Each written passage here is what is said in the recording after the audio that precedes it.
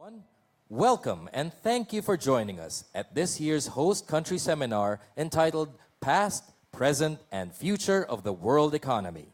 This year, the host country seminar aims to engage finance ministers, policymakers, private sector, civil society, the youth, and media on the constraints and opportunities of a more integrated Asia and the Pacific region, innovation, and inclusive growth from the vantage point of the past, the present, and the foreseeable future.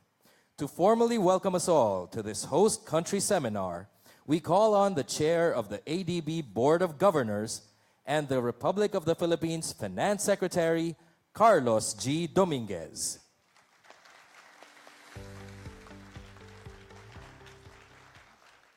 Asian Development Bank President Takehiko Nakao, fellow finance ministers, ADB governors, my fellow cabinet members present here, workers in government, distinguished panelists, guests, good morning. Please accept my warmest welcome to Manila and to the 51st meeting of the Asian Development Bank.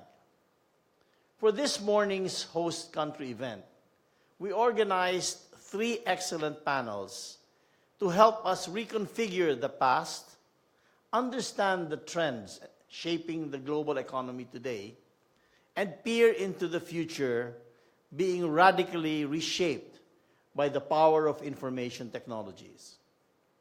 Presenting for the first panel is Dr. Peter Frankopan, Director of the Center of Byzantine Research at Oxford University. Professor Frankopan is the author of the extremely compelling book, The Silk Roads, A New History of the World, which I read because my grandson, who was in college, suggested that I read his book. That's one of the good things my grandson learned in college. Presenting for the second panel is Professor Paula Subachi, a noted expert in international finance trading institutions that underpin the present world order. The post-Bretton Woods struggles to cope with the great tectonic shifts in the global economy that revealed the misalignment of representation in international global institutions. Presenting for the third panel is Mr. Eric Jing, the Chief Executive Officer of Ant Financial.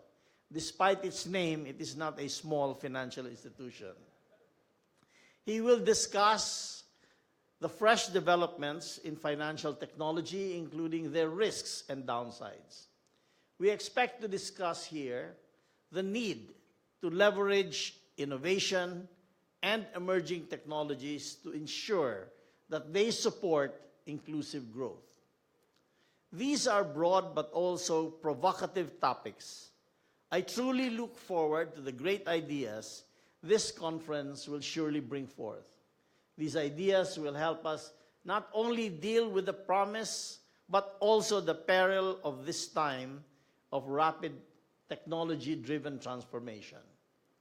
This is a great time to be alive, to marvel at the dreams technological advance weaves, and to worry about the issues history leaves us to deal with. These are issues of inequality, of the need to rethink our lifestyles, to save the planet, of festering zones of intractable conflict, and of the vulnerabilities of our communities in the face of calamities. Human history, we know, advanced because of the arrival of disruptions or the discovery of disruptive knowledge. Today, in the face of powerful and disruptive technological advances, we wonder if our institutions could adapt, if our communities could hold together, and if our governments can absorb the pace of change. There are many things that boggle us these days. I am confident that with the impressive panels we convene today, they will leave us less boggled than when we first arrived. Thank you very much. Thank you, Secretary Dominguez. Now to deliver his message, please welcome the President of the Asian Development Bank, Mr. Takehiko Nakao.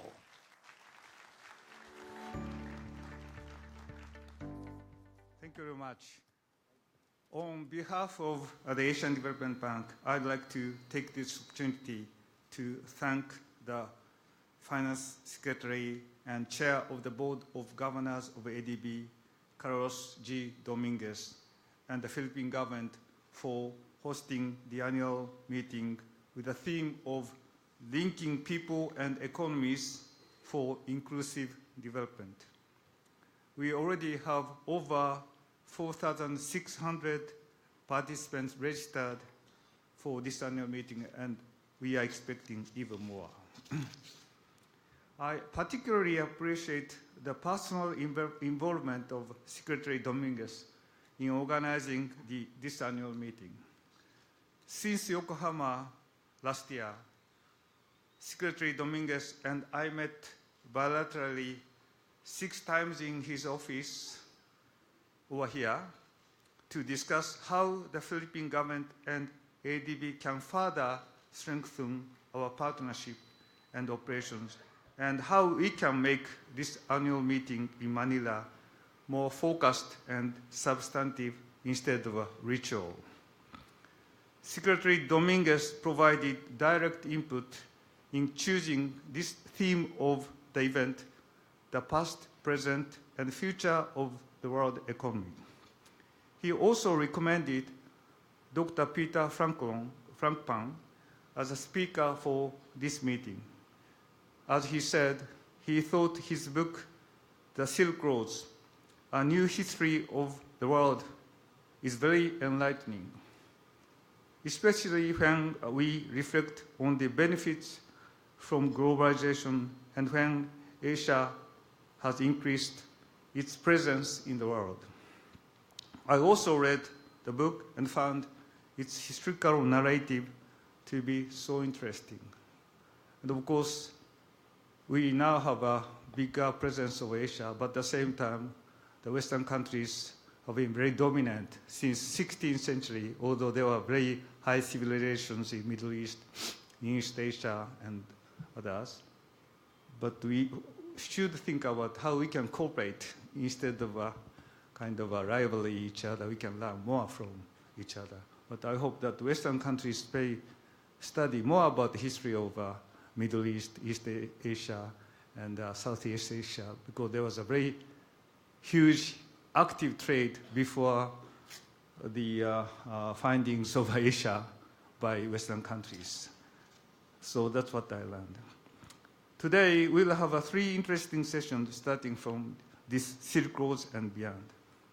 In the second session, Dr. Paola Subacci will discuss the challenges facing multilateralism. This is a very timely topic today, and I met Dr. Subacci in London last year when she participated in European leg of our consultation for ADB's Strategy 2030. And I think this topic is so important at this juncture, and we need very strong sovereign systems, but how to cooperate, how to make countries community, and how to make a balance of powers in some respects is a very key issue today. I deviate from my text because I don't have time to speak during the session, so I want to make some comments. But anyway, multilateralism is so important today, and I want to hear views. In the third session, Mr. Eric Jing of Alibaba will reflect on the rapid technological change currently underway and what it might mean for our future. And of course, China's technological advancement is one of key issues we are interested in, and how countries can use IT better, how we can share the data well without compromising privacy and data protection. Those are one of the key issues we now face. And 4 years ago, it was not such a key issue yet. So I appreciate panelists, including Indonesian Minister Sri Mulyani Indrawati and the moderators for coming to Manila for this event. I'm sure today's discussion will deepen our understanding of issues and generate a lot about new ideas. Let me thank again the Philippine government and especially Secretary Dominguez for the efforts to arrange this great event. Thank you very much. Thank you, President Nakao, for your message. At this point, we would like to request Secretary Dominguez and President Nakao to please stand in the middle of the stage for a quick photo before we move on to the next part of our program.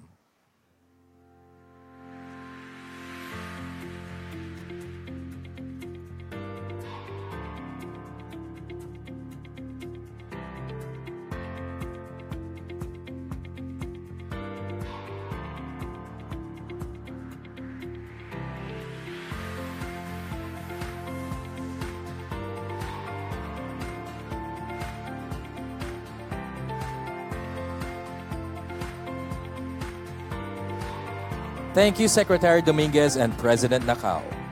As we move on to the next segment, we'd like to request Secretary Dominguez and President Nakao to take their designated seats among the audience.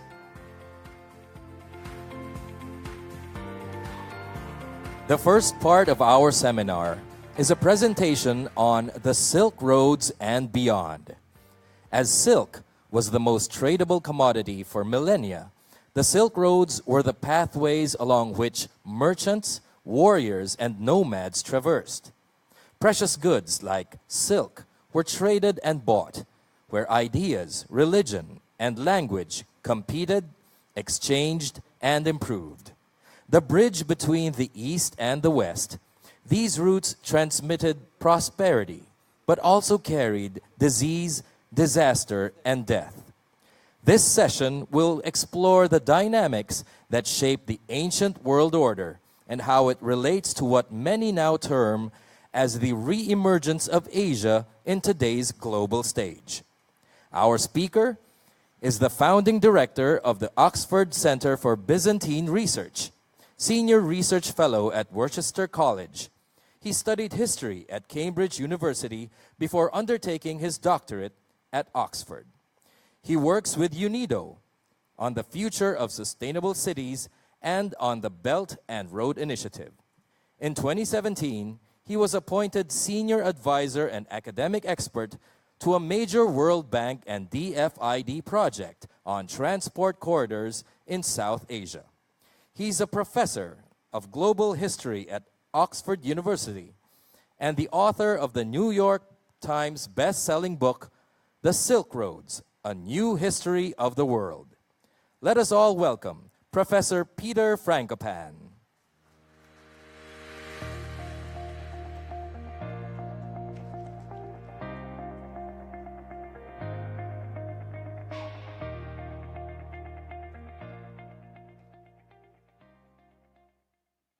Magandang umaga, good morning. And thank you very much for the very kind introduction, Mr. Secretary and Mr. President. It's a great honor to be here, partly because as a historian, one of the first things that I learnt was to read Confucius. And Confucius, of course, says, if you want to understand the future, you must first of all understand the past. So I'm very grateful for the invitation to be here and to be among you, but also for privileging the importance of history, trying to understand the deep trends of the world around us. Now, those of you who are bankers, those of you trying to be, or policymakers trying to understand the world, are familiar with the problems of trying to understand what's going on in the world. And that's one of the reasons why these kinds of topics and headings catch our attention. In 1999, it was about the BRICS countries. They have almost nothing in common apart from large population sizes. They're not linked geographically, politically very different also. Then there are other economists since then who've come up with different types of clusters of countries, including here Bangladesh, Iran, Egypt, Nigeria, Pakistan, Vietnam, and Philippines. And this to me seems a bit like throwing darts at a dartboard. Sometimes you'll be right, and sometimes you'll be wrong. What I'm more interested in is trying to look at deep patterns of exchange, trying to find explanations of how people have managed to interact with each other that don't just pick random places or different places across the globe that are not connected. But clearly the 21st century is the Asian century. And this is not something that is new. It's not something that dates to the last 5 years or even the last decade. But over the last 3 decades, the growth of Asian economies has been astonishing in its scale.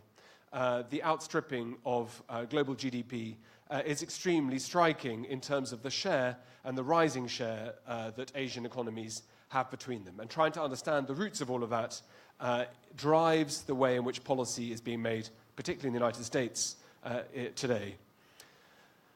Looking at the trends, we see the last year or last 2 years, not a single one of the fastest growing economies in the world. And these are they're problematic, these kinds of tables, because some countries are starting from low start points. Countries like Djibouti have very heavy investment from Chinese military and also US military bases that can massage these figures. But it's very striking to me that in the last decade, of the world's 10 or 15 fastest growing economies, not one is in the Western Hemisphere. Growth is being driven, we see, from the engine of China and India, driving almost all of global trade through its interactions domestically and abroad. The Asian economies are the ones that are producing change. We have a problem, I think, when we think about different regions, is that we always break them up. ADB is no different to any other multilateral organization. You have country specialists who will work on Southeast Asia, South Asia, or even India or Pakistan alone, Central Asia or West Asia. And one of the challenges is trying to unite the big picture, trying to see how these big territories are closely linked. And one of the themes, or one of the ways you can do that, is by referring to the Silk Roads, which is not a real road. There's not one motorway. This is the normal map that's given of the Silk Road that makes it look like you start at Chang'an or modern Xi'an and take the motorway the whole way to Athens or Constantinople or Venice. The Silk Roads was a term that was invented to try to explain all kinds of different exchange. Silk is one of the commodities, but so was ceramics, so were spices, so was fashion, so were goods, so were infrastructure projects, because 2,000 years ago, when we can talk about the Silk Roads, infrastructure was just as important as it is today. Without rule of law, without the ability to resolve conflicts, without the ability to travel easily, safely, and quickly, you compromise the ability of local leaders, local political systems, to be able to tax effectively and to be able to invest. And this, I suspect, is why Mr. Secretary's grandson was being encouraged to read this book in college. Studying the past reminds us that our ancestors have been facing the same problems that we face, and it's very important to look at where those problems have been successfully resolved rather than leading to breakdown. So the Silk Roads, which we think of normally because of the geography of mountains and deserts and the camels and the silk, is about a lot more than that in terms of exchange, more than these beautiful buildings in Samarkand, which seem to us all here in the Philippines, for example, as not particularly important. But the Silk Roads have been responsible for driving global change for more than 2,000 years. So in the year one, as we now call it, 2,000 years ago, we really can talk about interconnected transcontinental global trade networks. At this time, the Americas were out of the mainstream because of the Pacific. I'll mention that in a moment. But we really can talk about the shipment of goods reaching from Southeast Asia the whole way to the Mediterranean, and monetary exchanges going back in the other direction. We tend to think of the classical world of Rome and Greece as existing on its own, but these were highly interconnected, highly mobile populations that were interested in gathering in disruptive technologies and the ability to be able to transmit goods from one side of the world to the other, properly interconnected world. And we see goods being transported from eastern China through to the Persian Gulf, from the Mediterranean up to northern Scotland, and from Sri Lanka in all directions around the world 2,000 years ago. Now, when people trade, it's not just about the commercial and financial exchanges, and it's perhaps no surprise that languages and religions are transmitted as a byproduct of these kinds of exchanges. And in fact, in today's world, where there's a lot of attention, we'll hear about it a bit later, about the challenges of cyber and of cryptocurrencies, you find cryptocurrencies, you find crypto languages being used and evolving more than 1,000 years ago to allow closed exchange credit networks so that families on one side of Central Asia are able to communicate and trade effectively across not just hundreds of kilometers, but across thousands of kilometers, typically with family members or members of their own community with whom they share common language, which they often use in encoded manner. Yiddish develops as a language purely to allow for connected communities to transmit sensitive information. So this is not so very different to our world today. The speed, of course, and the intensity is what makes today's world so different and so difficult and so fragile. But as well as people moving, they spread ideas about faith and about religion. All of the world's great religions all rise and jostle and compete in the heart of the world. Judaism, Christianity, Islam, Buddhism, Zoroastrianism, Hinduism, they all, with these arrows behind, collide and combine, because all of us are not just interested about trading, we're interested about what the purpose of life is. We're interested in why should we be good to each other? Why should we treat each other with respect? What are the consequences? Ideas also change. I've got quite a tight timetable, so I won't do a quiz for you, but these 4 plates, one of them is made in eastern China, one of them is made in what's now Iraq, one of them is made in northern Holland, and one of them is made in Stoke-on-Trent in Great Britain. And you can see the colors, the patterns, the designs. I would do a quiz to see if you could guess which one is which. But ideas become standardized. This interconnected world that we live in today is a direct heir of a world that has long been connected. As well as trade, as well as ideas, pathogens and disease also spread in these ways. Today, my map, instead of showing the transmission of the Black Death, the most deadly disease in human history, if I were to overlay today's pandemic routes, we've seen initial bursts with swine flu and avian flu, they're carried today by airlines. Today's transmitters of disease and pandemics will be global airline routes. That's what bring us all together, are capable at the same time of not just uniting us together, but also producing catastrophic consequences as well. So it's very suitable that we're here today in Manila, because the rise of this city was founded exactly because Christopher Columbus and the Portuguese under Vasco da Gama were trying to connect to the Silk Roads. Europe, until about 1600, as Mr. President has said, was disconnected from the ability to exchange effectively, because in Europe, we produce very little that has any value or of any use.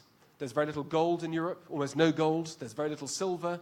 In today's world, that would be rare earths, of which there's none in the continent of Europe. And so the Europeans have had to evolve different kinds of mechanisms to be able to exchange with each other, sometimes including slaves, sometimes including technologies, sometimes including violence. But the reason why Columbus set across the Atlantic, the reason why Vasco da Gama sailed round to India, was to try to get access to the trade of Asia. And that led to a global trading system of all the continents connected. And the first true global city within that network was here today, where we are standing today, in Manila. The first city that enabled goods from Asia, not just to connect through to Europe and Africa, but also to the Americas, where typically goods and products made here were exchanged for silver that came from what was called the New World. And those silver capital flows enable the new rich, who do well from trade, particularly in places like India, but also China, to build monuments like this to their dearly beloved wives when they die, paid for almost exclusively from the silver mines in Bolivia. This globalized capital flows, the kinds of things that we think is maybe new in the world today.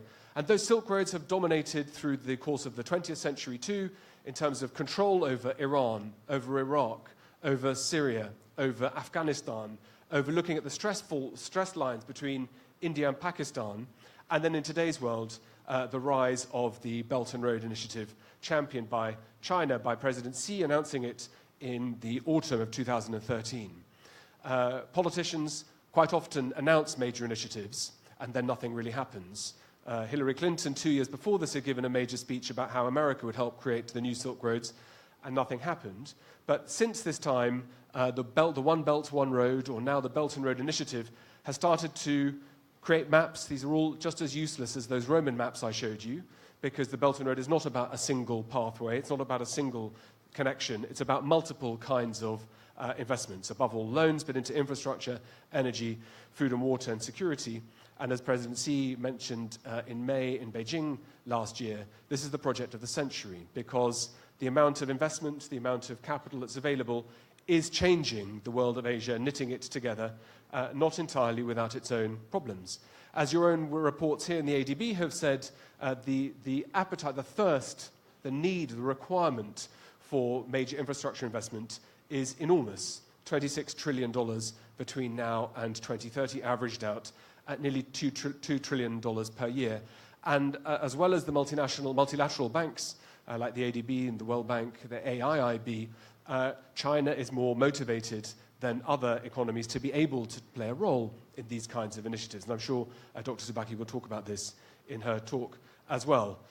Exactly what the Belt and Road is going to become, exactly what it is at the moment, is a matter of great speculation and a great commentary by scholars, by policymakers alike, in individual countries as well as in Beijing. But the scale of investment, again, is profound.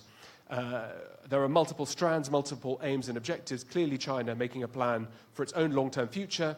It has its own security issues at heart, and also looking to use some of its excess capacity. But this is a way in which we see the rise of Asia being glued together again. There needs to be these kinds of major capital expenditures to enable cities to be able to grow. And here in Manila, again, a very good example with a working population of 20 million, perhaps, the rise of the megacity, which is, again, not a uniquely Asian problem or challenge, because we see megacities in Los Angeles, in Sao Paulo, and in Cairo, etc.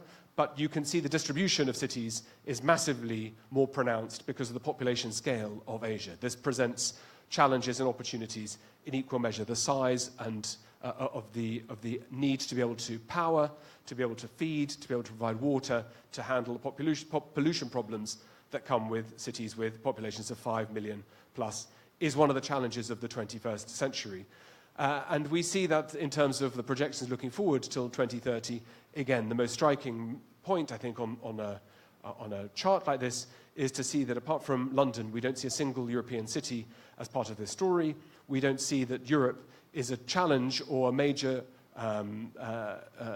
devourer or major drinker of the kind of capital expenditure that's required.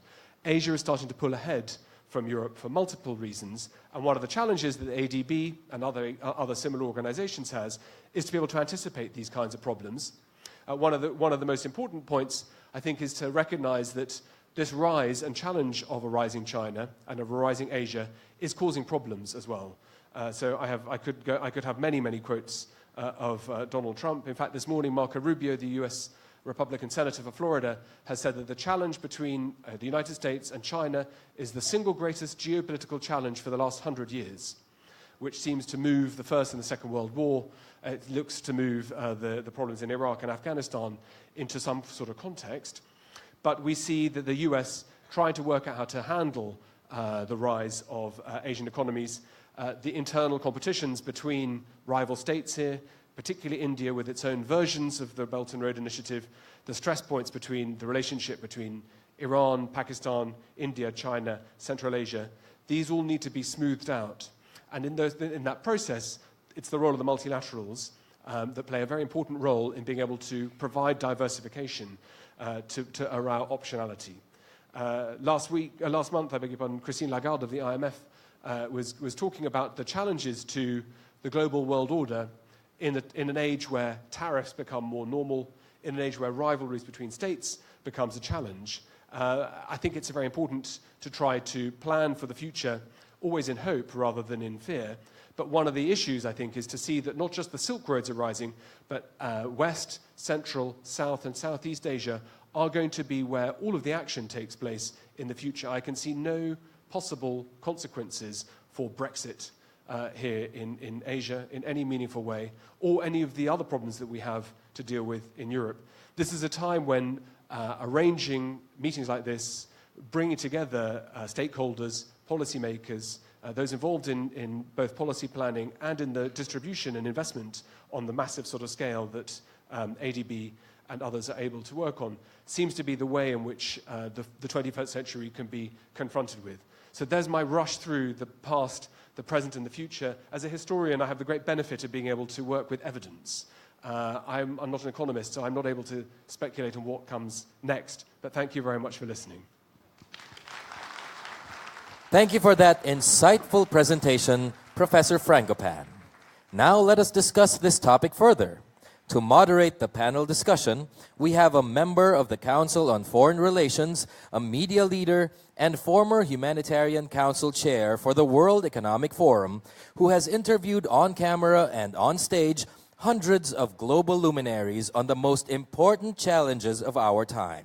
The founding president and editor-in-chief of DevEx, a social enterprise dedicated to global development, please welcome Mr. Raj Kumar.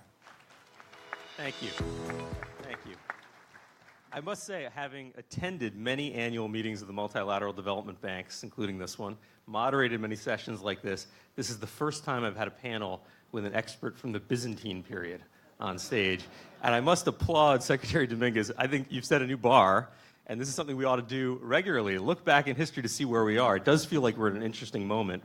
And we're going to have a great discussion to get into that moment, understand it a bit better. So I'd like to ask to the stage our fellow panelists. First, Dr. Felipe Medalla, who's a member of the Monetary Board of the Philippines and former Secretary of Socioeconomic Planning and Director General of the National Economic and Development Authority.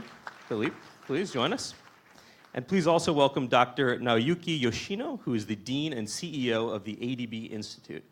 Please join us as well. Thank you.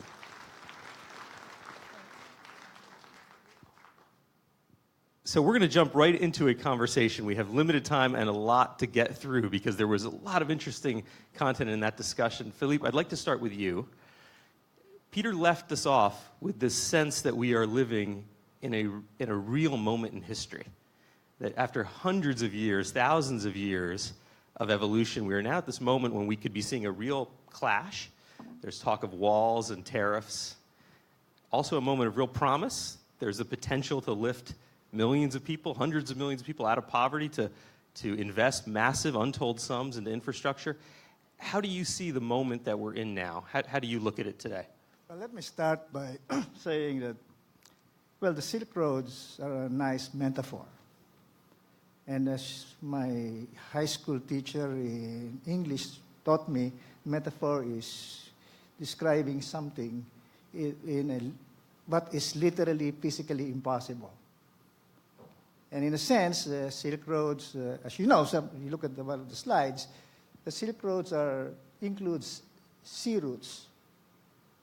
And if you're talking about modern times, the Silk Road will actually include airplanes. Because of the economics of transportation, the cost of the product the cost of transportation cannot be much more than the cost of the product. Because there's always one option, not to consume the product. For instance, if a Hermes bag is too expensive, you have two choices: buy a fake or buy a nice dress. They're not similar, but you have to allocate money. And the very fact that silk traveled means that silk was very big luxury. So if the products that are now similar to silk actually move by airplanes. And if you look at American statistics, nearly 2/3 of their exports move on planes. Of course, very surprising until you find out what the unit of value is, which is the dollar. Of course, in volume terms, less than 5% of the products move by planes. Most of them, but in value terms, 66% of them. That also tells you U.S. products that are exported are high-value products. Like, if you're getting the latest iPhone, you want it tomorrow, not a week from now. So you can ask whether that's a U.S. product, actually. Yeah, right. Which I think comes back to the point is, point. The point is that if you have to look at the Silk Roads from a point of view of transportation, extremely important is cost-benefit analysis. Otherwise, you get, well, of course, most Filipinos see the news about the underutilized Sri Lankan airport. So the real question is, what do the roads connect? And do the governments have the capacity to discriminate? But I see that Mr. RSA, Monang is here. Of course, the airport is extremely important. And representing NEDA in the representing the BSP in NEDA, ICC, it approved your airport. So clearly, what you need is this capacity to prioritize. And if this will involve loans, the question is who are the adults in the room, who will not be blinded by the metaphors and will remain grounded and make the right decisions. Of course, I'm biased because I represent the BSP in the Investment Coordinating Committee. My own view is we have excellent people there. Secretary Dominguez, of course, Secretary Pernia, Secretary Jokno. So the key is, will the countries use this as an opportunity to make Asia, Southeast Asia, East Asia, South Asia, China, be an alternative? And I guess the question is, will they? Will they? No, the question is, given, by the way, it's extremely important, given that, remember, America has a history of being isolationist. By the way, they can afford to be. It's such a large landmass there. By the way, when I was studying in America, a lot of people that have never left America, and they asked me strange questions like, what do houses in your country look like? And I told them, we actually enter houses from the roof, just to shock them. But the point there is, given that America can afford to be isolationist, we must find an alternative leadership in getting world trade together, getting investment flows together. And places like ADB matter a lot. So the question there is, to the extent that the Silk Road metaphor is used to unite us, is used to get an alternative form of leadership that will guide world trade, investments, monetary policies, and financial flows. So just like Shakespeare, let's use the metaphors. Peter. Well, just on that, I think that you're exactly right that silk is it's just a metaphor for. I mean, in today's world, we should be looking at pipelines. We should look at data as the new, the digital silk roads that we have. And in fact, there's an institution that's been set up with the support of the Chinese government in Bangkok to be using big data to be able to anticipate the kinds of challenges that you have in Philippines, climate-related, in terms of anticipating how to be able to deal with emergency situations and to be predictive in these kinds of worlds. So what has value changes in humanity. So, I mean, in fact, today, when you go through the airport, the things that are most expensive are the silk, from Gucci and Prada. They're still eye-poppingly expensive, and the elite, it's still a way in which we show who we are. But I think we can use this productively to be thinking as holistically and as broadly as possible. One of the dangers, I think, is when we divorce economics and investment from poverty or from pollution or from environmental or from healthcare and so on. So it's about how broadly we can paint this picture. And then those of you who are investment bankers know that it's about having the architecture in place from an administrative point of view to make this work. And Peter, you mentioned this in your presentation, that even 2,000 years ago, infrastructure was vastly important. It was critical to the Silk Road then. It's critical to it now. The figure you use is a $1.7 trillion annual gap. And so I wonder if we can get into that now. That's an ADB figure, so if that's wrong, there are people in this room. We know who to point to. I'm sure they're here. By the way, I'd like to point out that Peter's point is very important. A third of our exports do not even use transportation, BPOs. So we must think of infrastructure in a broad way, and we must think of world trade in modern times. But still, the concept of something, a network that facilitates exchange is extremely important. And the point that integration makes movement of goods, facilitates movement of goods. It also facilitates movement of bad paper. Imagine all the German widows, Italian widows that bought bad Argentinian bonds. So clearly, regulation is extremely important. So countries must prepare for this, of course. Yeah, that's a good point, because there may be a lot of money out there for loans today, including from the BIR, but the question is, are these projects really bankable ultimately? Can you generate the kind of returns required? And I know, Yoshino-san, you'd like to jump in on that point exactly, and I think you even have some data, speaking of ADB data, to share with us. Yes, I would like to show one data about the bankability project, and I hope you can open my file. Okay, first about Silk Road, I have a question about who financed all those Silk Roads. And maintenance and repairs need some money. So I wonder who created those financing. And this is the spillover effects of infrastructure investment. And this is a star highway in the Manila. And T-1T, when the red mark is there, is the construction period. Then the city's tax revenue has increased. And after third and fourth year, the tax revenue went up almost 3 times as much as before. So in other words, good highway would create big spillover effects. But in those tax revenue all went to local government or central government. And it was not returned to infrastructure investors. That is why infrastructure is not so profitable. Only user charges were used for infrastructure, especially water supply. Prices are regulated by the government. The user charges cannot allow private sectors get into the project. But water supply creates lots of spillover effects. New apartment will be constructed, land price will go up, residential price will go up, and tax revenue will go up. This is a red line, for example, is the increase of tax revenue. And suppose 50% of those tax revenues were returned to infrastructure investors. Then the actual rate of return becomes the dotted line, not the green line.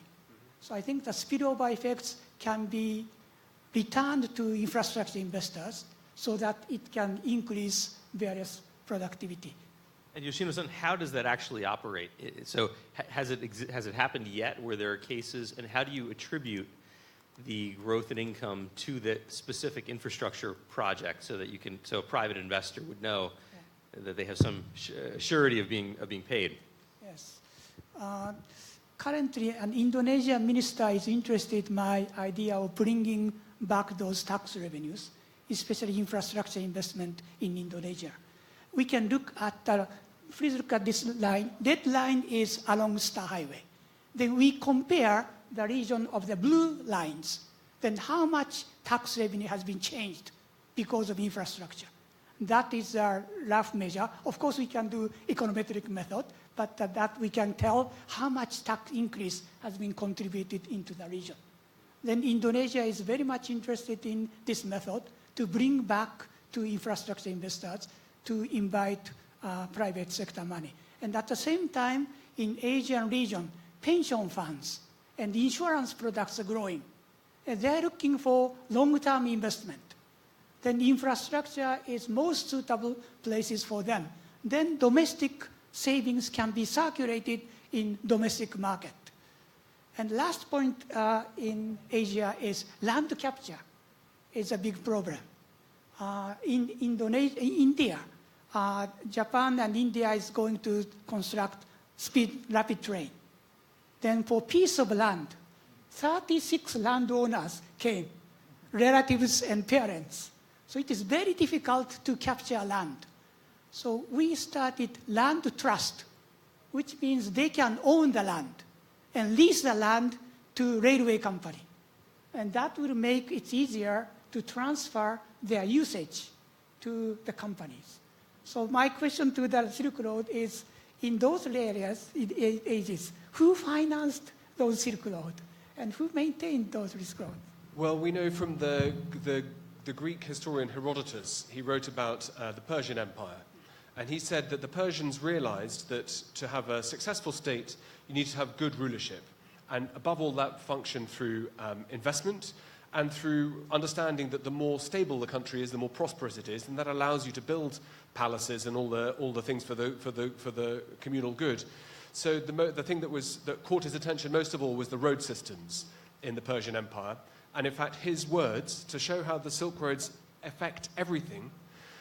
On the outside of the New York Central Post Office are the words of Herodotus about the Persian Empire, which says, "The post will be delivered without fail, come rain, come sun, come shine, come snow," that the system of allowing and enabling smooth connectivity was profoundly important. And so even 2,500 years ago, at the height of the Persian Empire, connecting the ability to allow for information, for trade, for taxes and so on. This is a connection that is made from almost the first moments that we have recorded history. And again, it's no surprise that this all goes hand in hand with not just infrastructure, it all goes hand in hand with rule of law and security. Because, and that's one of the challenges, of course, in the modern Silk Roads, the instability of places like Afghanistan, the concern about what happens with Iran at a time when there's obviously rising pressure on Iran from outside and so on.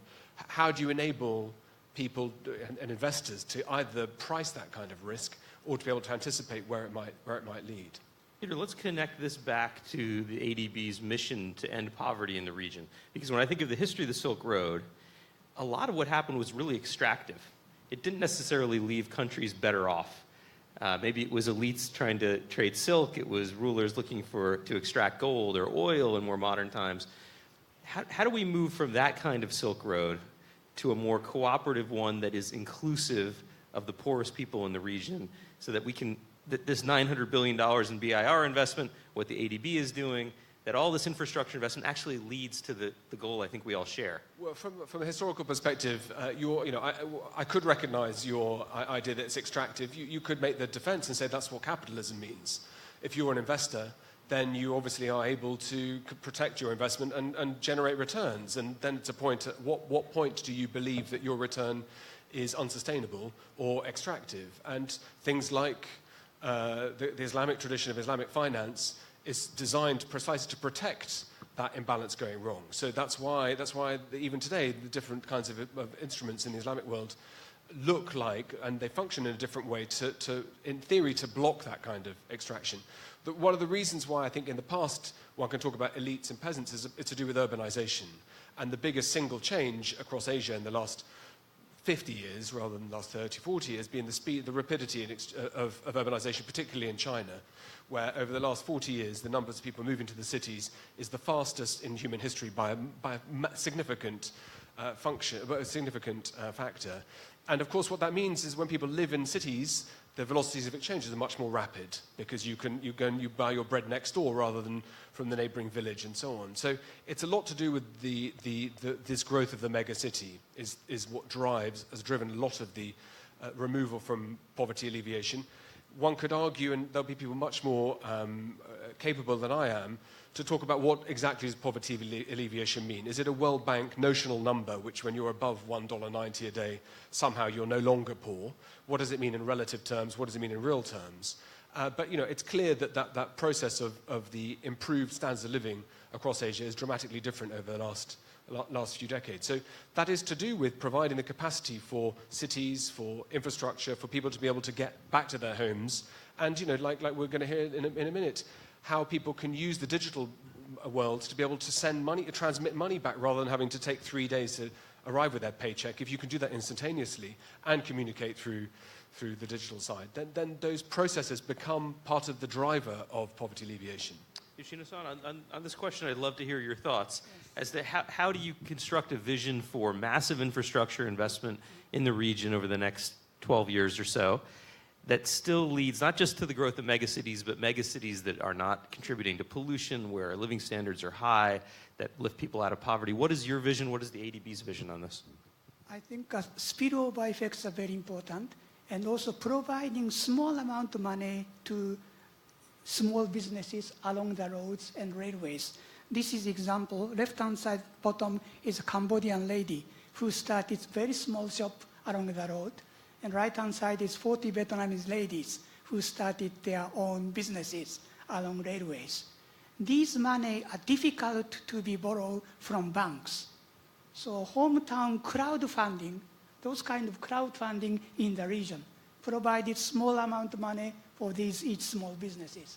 And agricultural farmers, fishermen, they also received some amount of money, and they can sell their products at the station, or they can ship their products through train and so on. So I think providing small finance to regional development.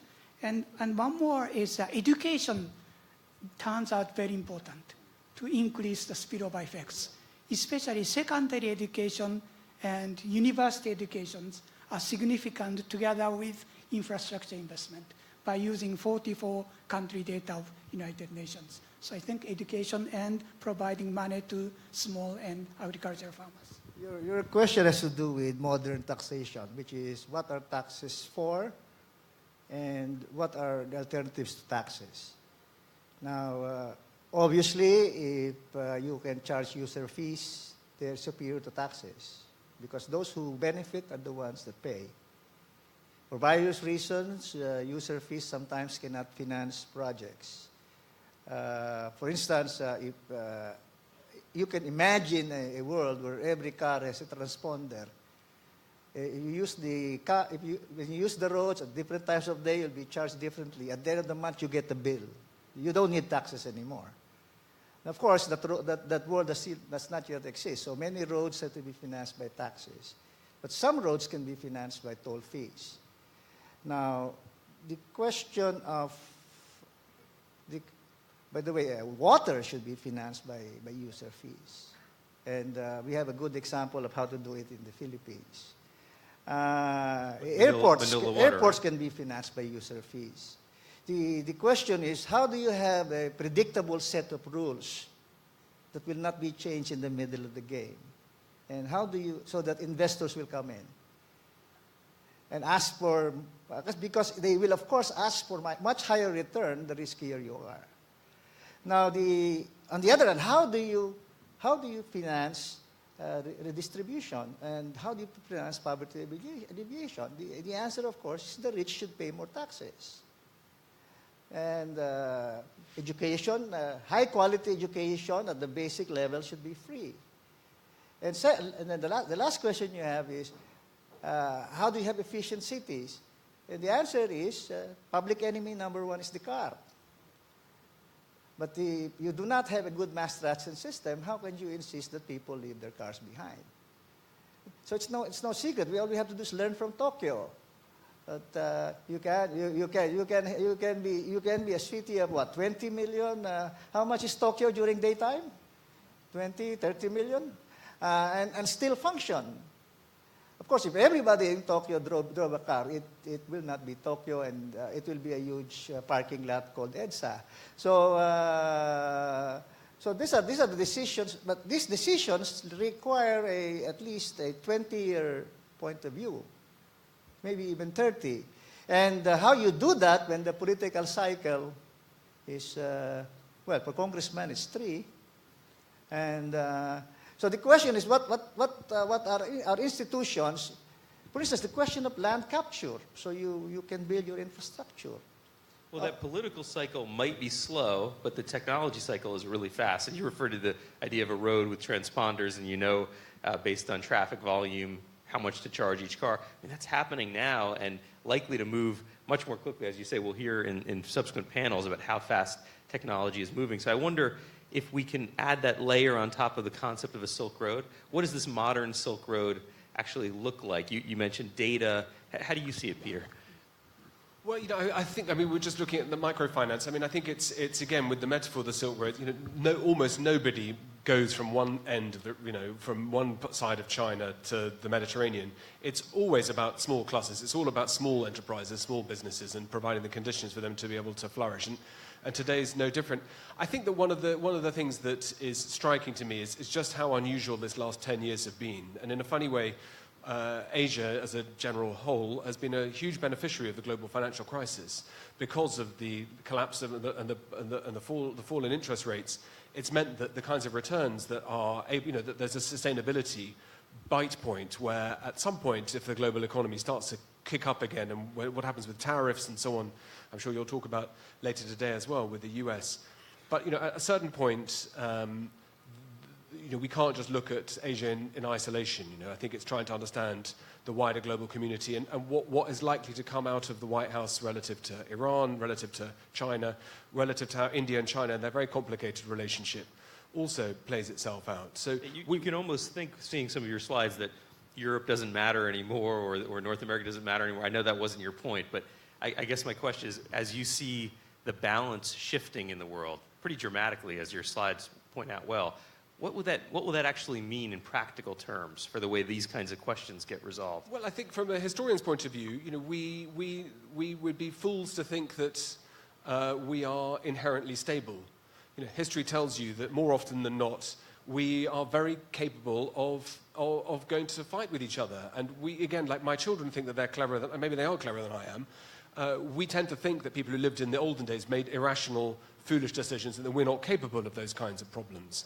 We think that because we've experienced a world that has basically been quite peaceful and we justify breakdowns in Afghanistan, in Iraq and Syria in our own way, I think we can very easily forget how fragile our world is. And on balance, this last 10 years, the last 30 years, has been about as smooth as we could possibly have imagined. That, since 1989, the Berlin Wall came down, the Soviet Union fell. China has opened up, it's quintupled its size of its economy since 2008. Apartheid ended in South Africa, not without its own hiccups, but without the kind of revolution that we thought would come with it. And we've been quite successful and quite resilient in the world in managing these kind of massive macro changes. But looking back at the cycles of history, that's extremely unusual. And, we should, every night we go to bed, we should thank our lucky stars we got through today happily and keep praying that we will. And I think that modesty about the fact that we can sleepwalk into crisis and into, not just through a trade war, but through worse than that, is something that we should be very vigilant about. And we shouldn't kid ourselves that just has gone away. Yeah, in that sense, you said in your presentation, Brexit has really no practical consequences for the region, but it might be a kind of canary in the coal mine. It might be a symbol of what could be coming if we allow things to unravel. I let the other panelists give their opinions. My view is that the States and Brexit, these are all different types of ways of trying to cope with the fact that the world is going away from us. In Europe, we had a glorious 300 or 400 years. We should be very proud of the art, the culture, the cricket, all these wonderful things that we have done. But, all good things come to an end. Once upon a time, the most important city in Europe was Venice. And it's a beautiful city to go and visit, but it's not a global financial center. Once upon a time, the biggest city in Asia was a city called Merv in Turkmenistan, which had a population of more than 1 million people. And no one knows where it is. I mean, it was demolished. And this cycle of change is normal, it's relentless, and it's unstoppable because technological change, the different types of access to markets, the capital flows, the goods, are forces that are much, much more powerful than individual governments, individual leaders, individual policymakers, or even in clusters can stand in the way of. And so the canary in the coal mine is, I think, the fact that this is no longer the golden age where all roads lead to London, which it was 100 years ago, and today all roads, one way or another, look like they lead to Beijing, but also, of course, to Delhi, to Tehran and Moscow and so on. But that's a profound change in the last 30 or 40 years. Yoshida-san? I think modern technology will change massive change in tax revenues. This is a total tax revenue in Batangas city and other cities. Now we can look at from satellite. Each restaurant, how many people are coming every day. Then we can check the amount of payment of the tax and the number of visitors. So that makes tax evasion very difficult. So I think modern technology will change drastically many things. And also evening lights will change. The restaurants, how many hours, then we can expect how much tax revenue each restaurant should pay. So even the small businesses, agricultural farmers, cannot conceal their products. So I think modern technology will change many aspects. I'm not as optimistic on the use of modern technology to improve taxation because when there's a will, there's a way.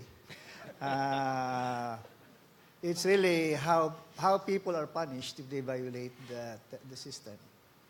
So it's really a combination of many things. When Professor Stiglitz was here, people asked him, should we lift bank secrecy laws to make it easier to collect taxes? His answer was, be careful what you ask for. It may be used for extortion rather than tax collection. So really, developing the institutions that will be trusted by the people. For instance, there will be tremendous resistance to the transponders that will make road user fee based on time of day. You use a busier road, you get charged more. You use it on a less busy hour, you get less. Fantastic idea for economists. Okay, but can you imagine a typical Filipino husband? Well, not so typical. He doesn't like his wife to know where he's been. So there are privacy issues and all of that. So it's a lot more complex. Okay, Peter, progress, it's an odd thing to say, progress is very problematic.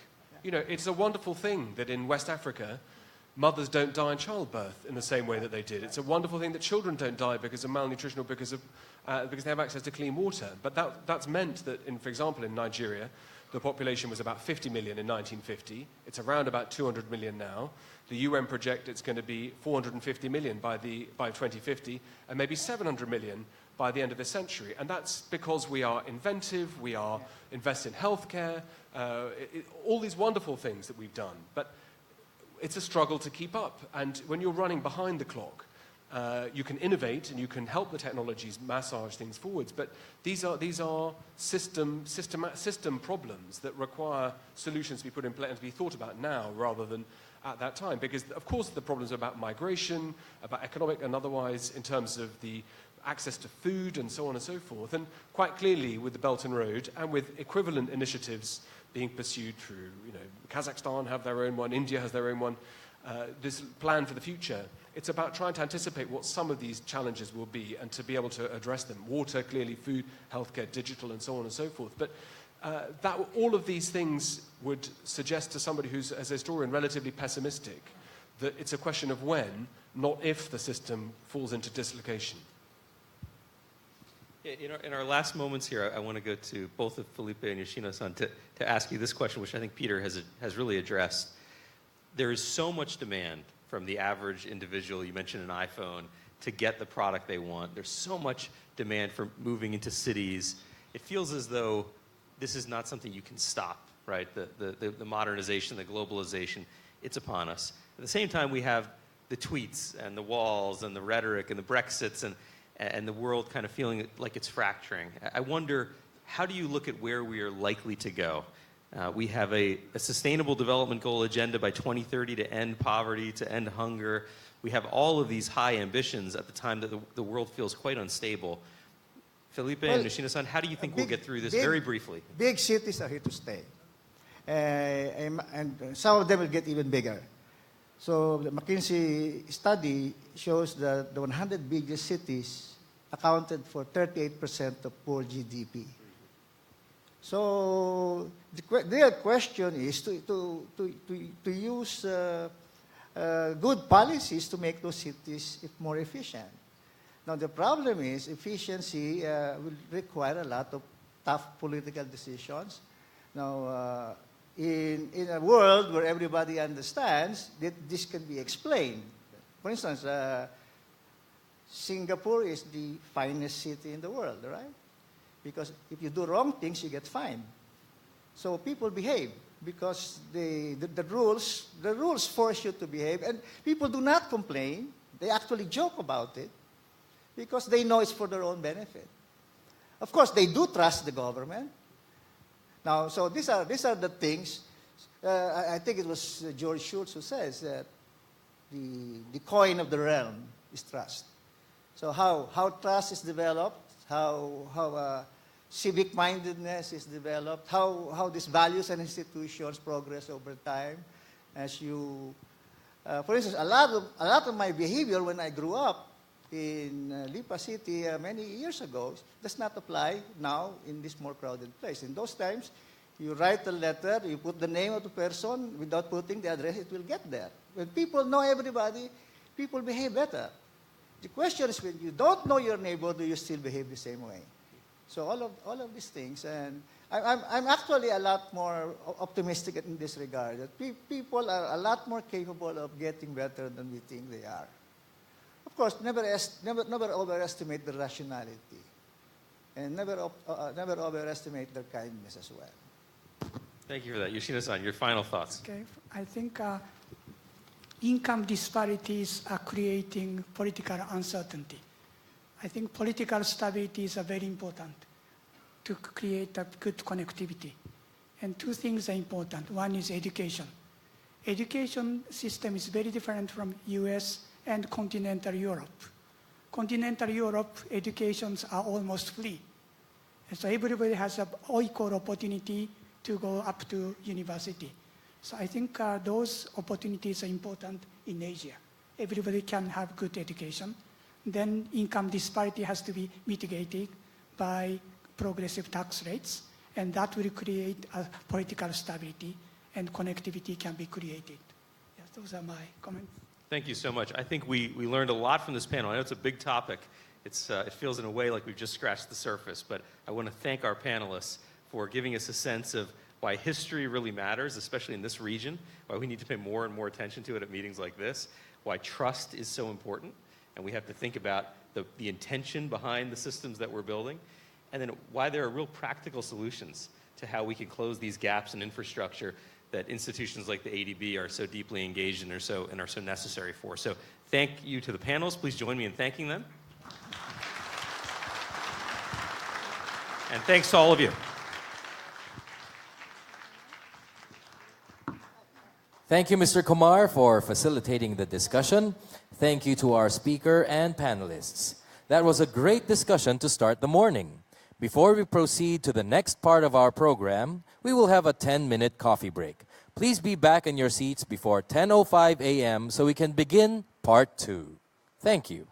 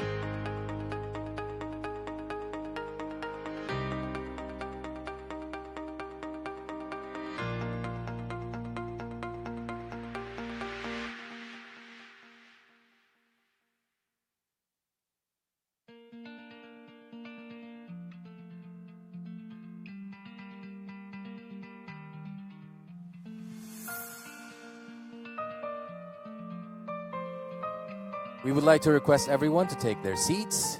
Part 2 of our seminar is about to start. Thank you.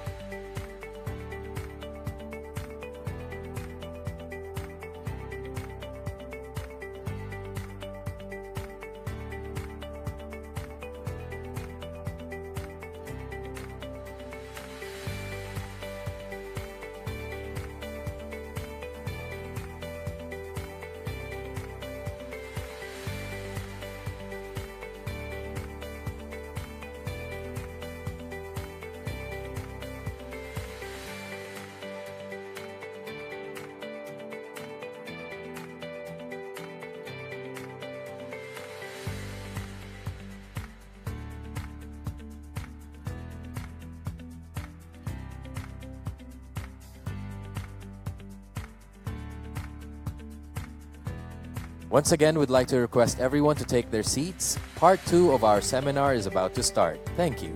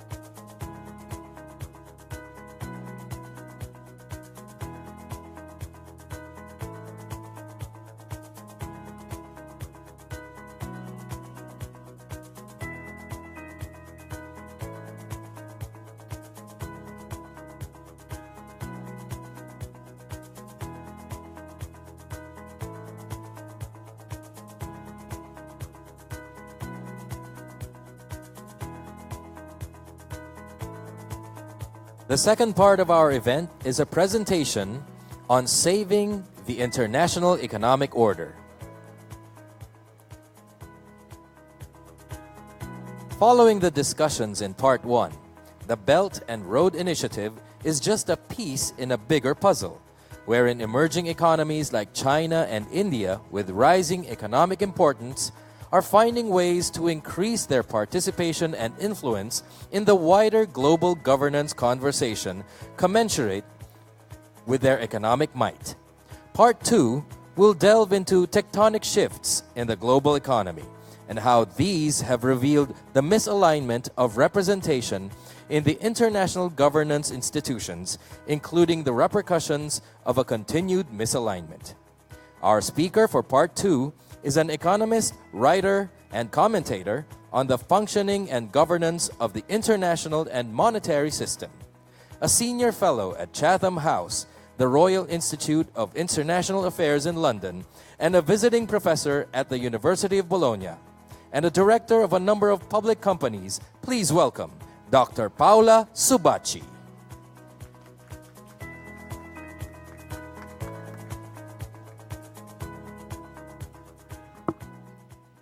Well,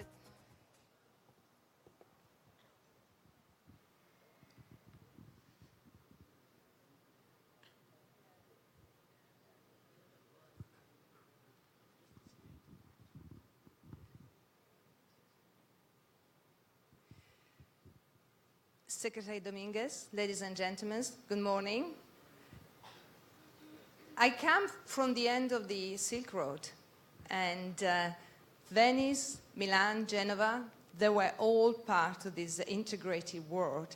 And actually, to answer the question that Yoshino-san asked, how this Silk Road was financed, actually, Northern Italy was at the end of very integrated what we call now global supply chain. And in Milan, there were some of the most sophisticated textile manufacturing and industries, which are still exist. And again, some of the panelists mentioned Gucci, Prada, these are all Italian companies. Now they are global companies as well, because financing comes from everywhere in the world. But the expertise and the manufacturing skills, they're still in the same region where they were 500 years ago. But then again, history moves on, and regions change, and wealth shifts. And so the story repeats itself. But one important point, back to Yoshino-san's point, is money. Money enables international trade. Without international money and capital flows, we cannot have international trade. Its money is the vehicle of international trade. And in fact, back in Northern Italy, at that time, again 500 years ago, that was where modern banking and finance was developed, exactly for supporting international trade and the Silk Road. So what I'm going to do today, and I'm not going to talk about history, but I'm going to talk about the present, although the present is very complex, and the organizing gave me a very difficult question to answer. In fact, you can see, is to save the international order, put a question mark, because there are many questions and answers in where we are today. But my talk is about money, and money explains governance and explain how the shift in the global economic order is somehow constrained by the issuer and by the system, by the dollar-led international monetary system. And so my point, and again, I got 15 minutes and a very complex topic, is my point is actually that the dollar-based international monetary system is at the core of the current economic governance, as it was 70 years ago when the current system was devised in Bretton Woods. And what is actually at the core of this system is the provision of financial stability, liquidity, and the financial safety nets. In other words, who provides the money and the funding and the support in case of international financial crisis. And until the dollar remained the key currency, the key international currency, the US will continue to be the main player in international governance. Even if we have experience, we see actually the evidence of this shift in the shares of global GDP and the emerging of countries that 50 years ago were not quite on the stage. Now we are in the difficult turning point because the US seems increasingly reluctant to underpin the provision of financial goods and international public good. And so what next? And I have two scenarios. One is that China takes over, and or the other scenario is we focus more on bilateral relationship. And I will conclude by reflecting on the new type of governance which is actually has appeared in the last 4 or 5 years, which is more focused on inclusiveness and diversity. But let's start behind the dollar. That was the question we asked some years ago, in particular in the aftermath of the global financial crisis in 2009. So how can we reform the international monetary system and as the dollar remains the international key currency? So we have other international currency, and I put down the euro, the GBP, so the British sterling, the yen, and the Chinese RMB. These are part of the SDR basket that was revised in 2015 by the IMF. But all these currencies trace behind the dollars in terms of liquidity and usability. And these are the most important currencies. So again, the dollar stands by far ahead of them. And again, the solution will be to move to a multi-currency system which will reflect a more multipolar global economy, but it will take time to shape up. So these are a very quick chart just to show the size, the role of international currencies in the international payment system. And you can see that the dollar, although is slightly reducing its share, but is by far the largest, got the largest share, followed by the euro, which is a regional currency in Europe. And then you have a bunch of other currencies. So again, the gap is quite wide. And if we look at the FX transactions and reserve holdings, again, we can see the role of the dollar, and which is by far bigger than the role of other currency.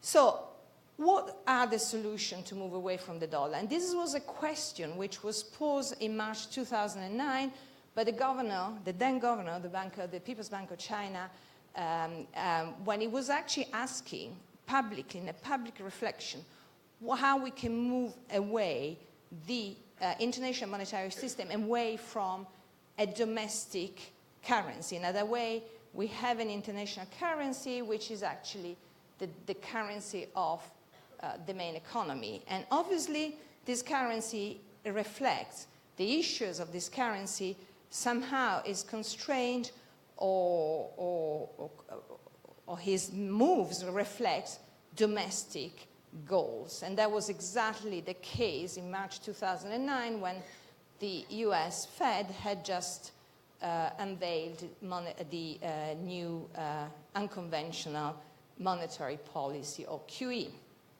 So Governor Zhou said, what can we do to come out of this system? Can we reform the international monetary system?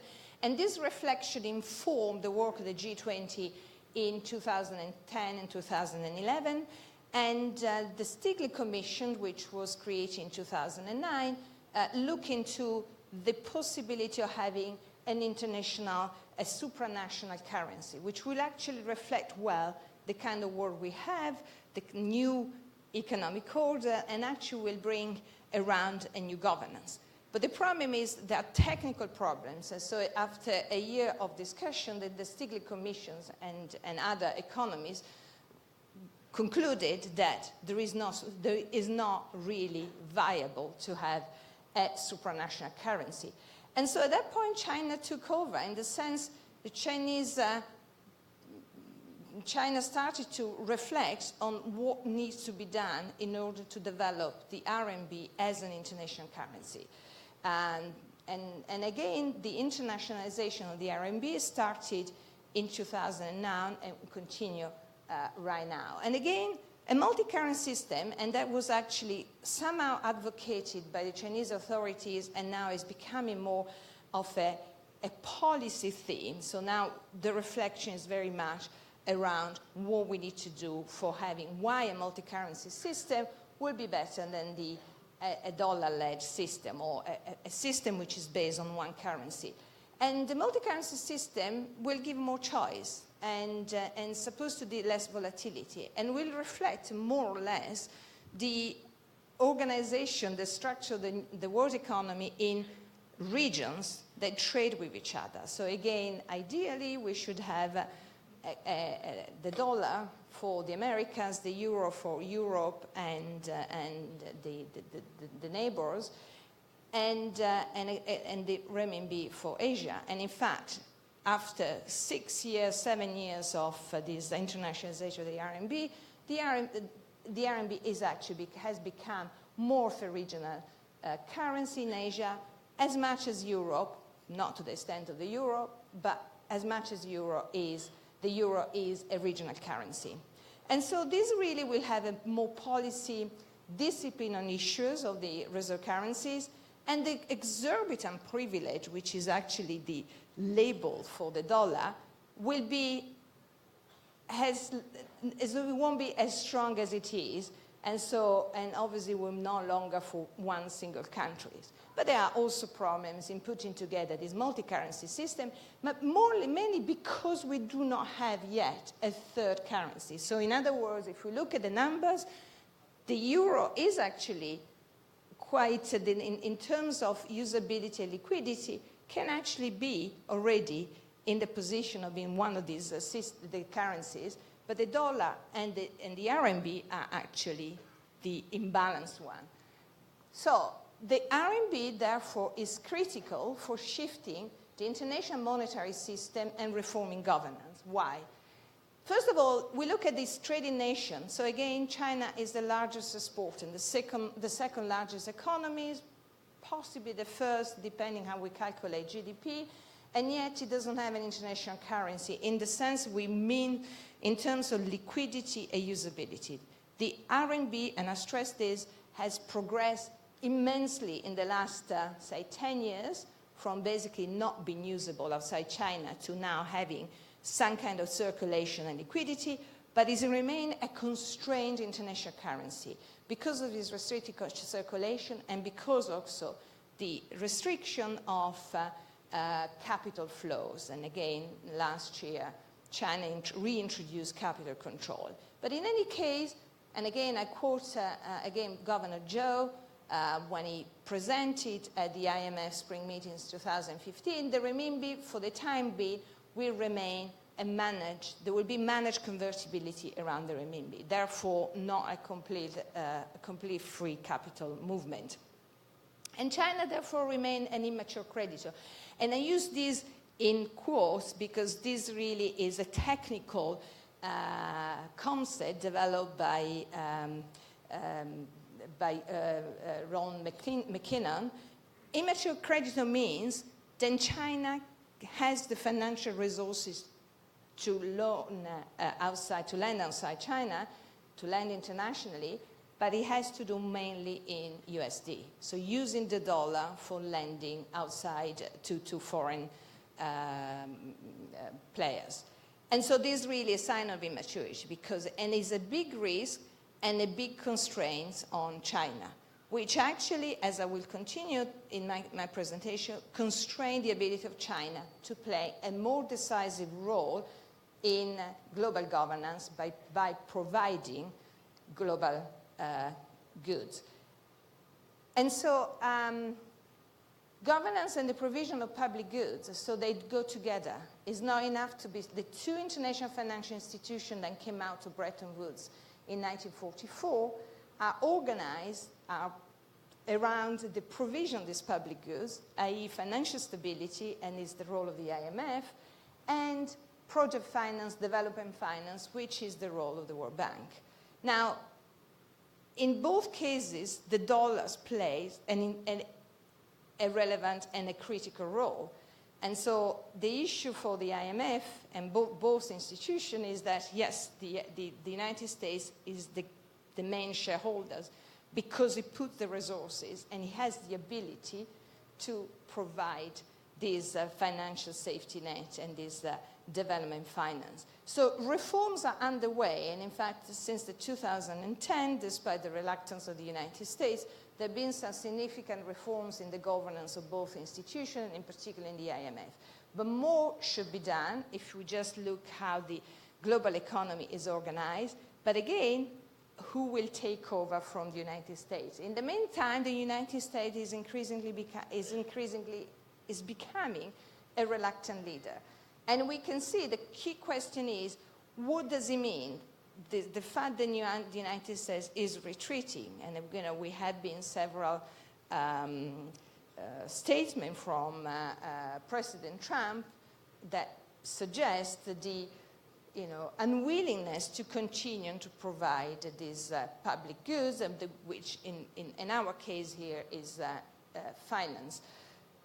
Will this retreat means that it will be easier for other countries to take up the role and move in more decisive and in more balanced governance, or actually we'll end up in a sort of standstill where nothing will happen and nobody will move? That are open question, and we don't know. But what next? There are two possible scenarios. One is that China is shaping the new governance. And there are, again, two overlapping dimensions here, and the role of the dollar. Development finance, yes, China is already shaping new governance. We have two new institutions in this area. We know then the demand for infrastructure finance is very large, in particular in this part of the world.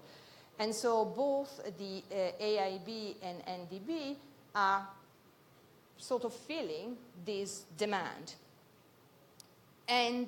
But then there's the other role, which is providing the financial safety nets. And here we have the multilateral institution, the IMF, the regionals, and again in Asia we have the Shanghai Initiative, and then they have the bilateral. And bilateral are the swap agreements provided by the Fed. So, and again, at the time of the global financial crisis, these swap agreements were as important, not to say more important, than the multilateral safety net provided by the IMF. And the Shanghai Initiative still need to be tested, but it's a nice facility, but the view and the shared view among international economists is that is not enough to provide support in case of a major financial crisis. So, and again, I go back to the concept of China as an immature creditor. That means if China, again, development finance is a different kind of finance, is loaning, and again, loaning in US dollars. And both the IAB and the NDB, their capital is actually in dollars. But, provide the financial stability safety net is much more complex and implies a much bigger risk. So as an immature creditor means that China, in order to intervene in these two dimensions, will have to take a very significant foreign exchange risk. And so, again, I don't see it. I mean, I see the first development finance, but I don't see it. Of course, we talk about the Belt and Road Initiative. That could be, but again, is a question mark here, it could be an opportunity for China to further development the internationalization of the RMB, so to push the RMB into the region, and again, making it increase the usability and the liquidity of the RMB in Asia. But again, this is all a work in progress. In the meantime, we see the retreat of the United States. We can actually, the question here is, are we moving from multilateral cooperation, meaning that the United States has always led the global economic order, but the agenda and the governance have been and are multilaterally shaped? And do we move into a more bilateral sort of kind of deals system where the United States seeks deals, and I use again the expression used many times by the Trump administration, in order to advance the United States' interests and values. And again, it looks like we might be in that situation, and if that happens, and here I borrow an expression used by Adam Posem in a recent article in Foreign Affairs, we move to bilateral coercion because the United States is big enough to be able to push its own interests on other countries. So not quite a multilateral cooperation, but more a case of bilateral coercion. And I conclude with shifting governance. And this actually is something that's happening and is important. And we move away from the country regions dimension more to a dimension of themes in international economic policy. And so we move away from what is called, I call economic neutrality, so where actually policies, and particularly macro policies, are taken up in the macro dimension without thinking of their distributive impact. And again, the focus is now much more on diversity, in particular gender diversity, and I stress the big change at the at the annual meetings, the World Bank and the IMF, with a really a strong focus on gender, never happened before, equality, inclusiveness, and sustainability. And again, the mantra, which was devised, and the agenda devised by the G20 in 2009 for a strong, sustainable, and balanced growth, has become strong, sustainable, balanced, and inclusive growth. And again, the theme of this annual meeting here in Manila is exactly inclusiveness. And this, is, to me, is an interesting development which actually is putting the seed of a new governance by shifting these boundaries of economic policy and multilateral cooperation. I leave with these questions, and I look forward to the discussion, and thank you for your attention. Thank you, Dr. Subachi, for that insightful presentation. To moderate the discussion for part 2, we have a Singapore-based news correspondent and television anchor who's been at the heart of events driving the transformation of Asia and reported on major financial and political developments in the region, including Suharto's downfall, the bloody anti-government clashes in Thailand, and elections across ASEAN, India, and Pakistan, to name a few. Please welcome our moderator, the Chief International Correspondent for Southeast Asia of Bloomberg TV, Ms. Haslinda Amin. Thank you. And by citing all those events that I've covered, I think he just kind of told you how old I am. Now, before we get the next session started, I'd like to call 2 other distinguished speakers. Please join me in welcoming Ibu Sri Mulyani Indrawati, Indonesia's Finance Minister, and Thierry de Longemore, VP and CFO of AIIB.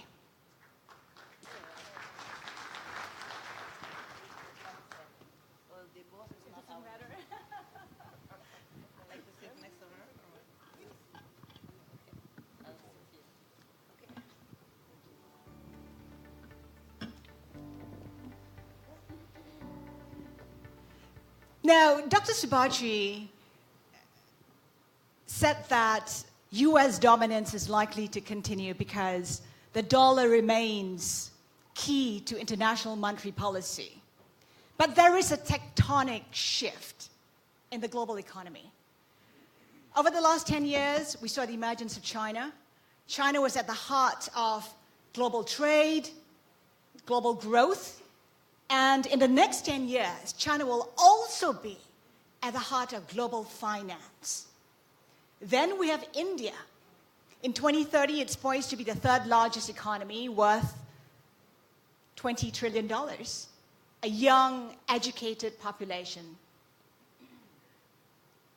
And we have the new 11 economies, including the likes of Indonesia, the Philippines, South Korea, Pakistan, Egypt. So the landscape is changing drastically. What does it all mean? So let's get the thoughts of our panelists this morning. Ibu Sri Mulyani Indrawati, you've been with the World Bank as well. Vast experience. Given the tectonic shifts we're seeing right now in the global economy, what will be the impact on this part of the world, on Asia? Well, first, I appreciate the presentation earlier. And the theme today is actually saving the international, what is that? Economic order. So I'm actually trying to prepare first the question about what is the international economic order that we are talking about and why it is important to be safe. And to be safe from what? I think that is most important. And then I'm going to come to your question, Linda. First, I think when we talk about international economic order, because we firmly believe that we live in this world together, more than 192 countries in the world, and we want to create a shared prosperity. We definitely have to reduce poverty, but we are going to create more shared prosperity across nations, all over the world, for all people live in the world. And in order to do that, I think the economic relationship among countries through this trade is one of the most important vehicles to create shared prosperity and reducing poverty. I mean, if you look three decades before, in which a lot of progress of the MDG, reducing the poverty by half or even more, and improving what you call it income per capita, that is actually happened because the world in which all countries interact each other through mutually benefiting relationship, that is through trade.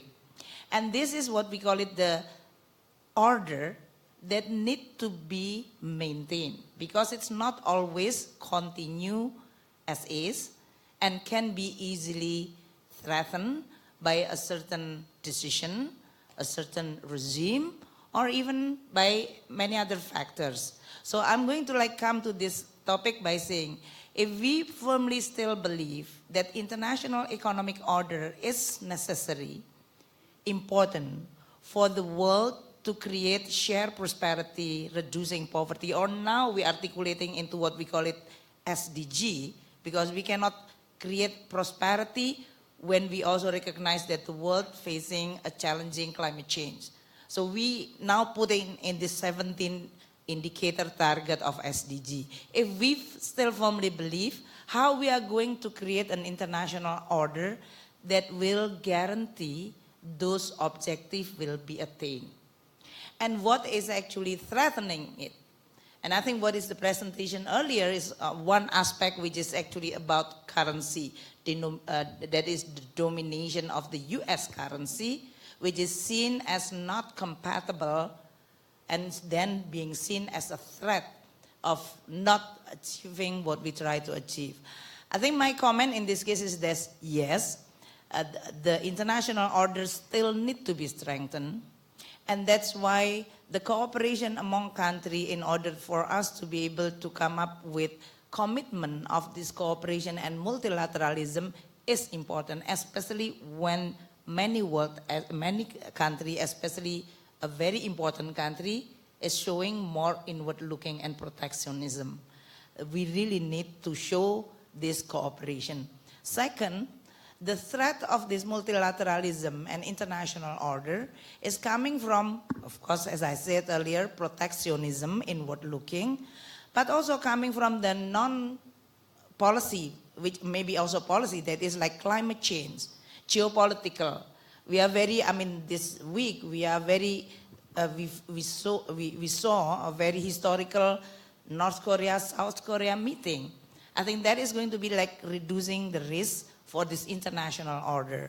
We have to make sure that all what you call it more diverse agenda mentioned by Paulo earlier is going to be pursued in order for us to be able to continue having a fair and effective international order that will benefiting all the members.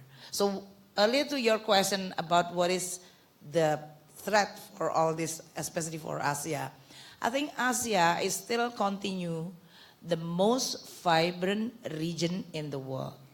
The development in North-South Korea last week is also very encouraging, because it shows that actually Asia is going to be the region in which we are relatively safe, the government which is pragmatic, we are achieving quite a lot in terms of the MDGs, and we will continue having a policy which is an open, that will benefiting all countries.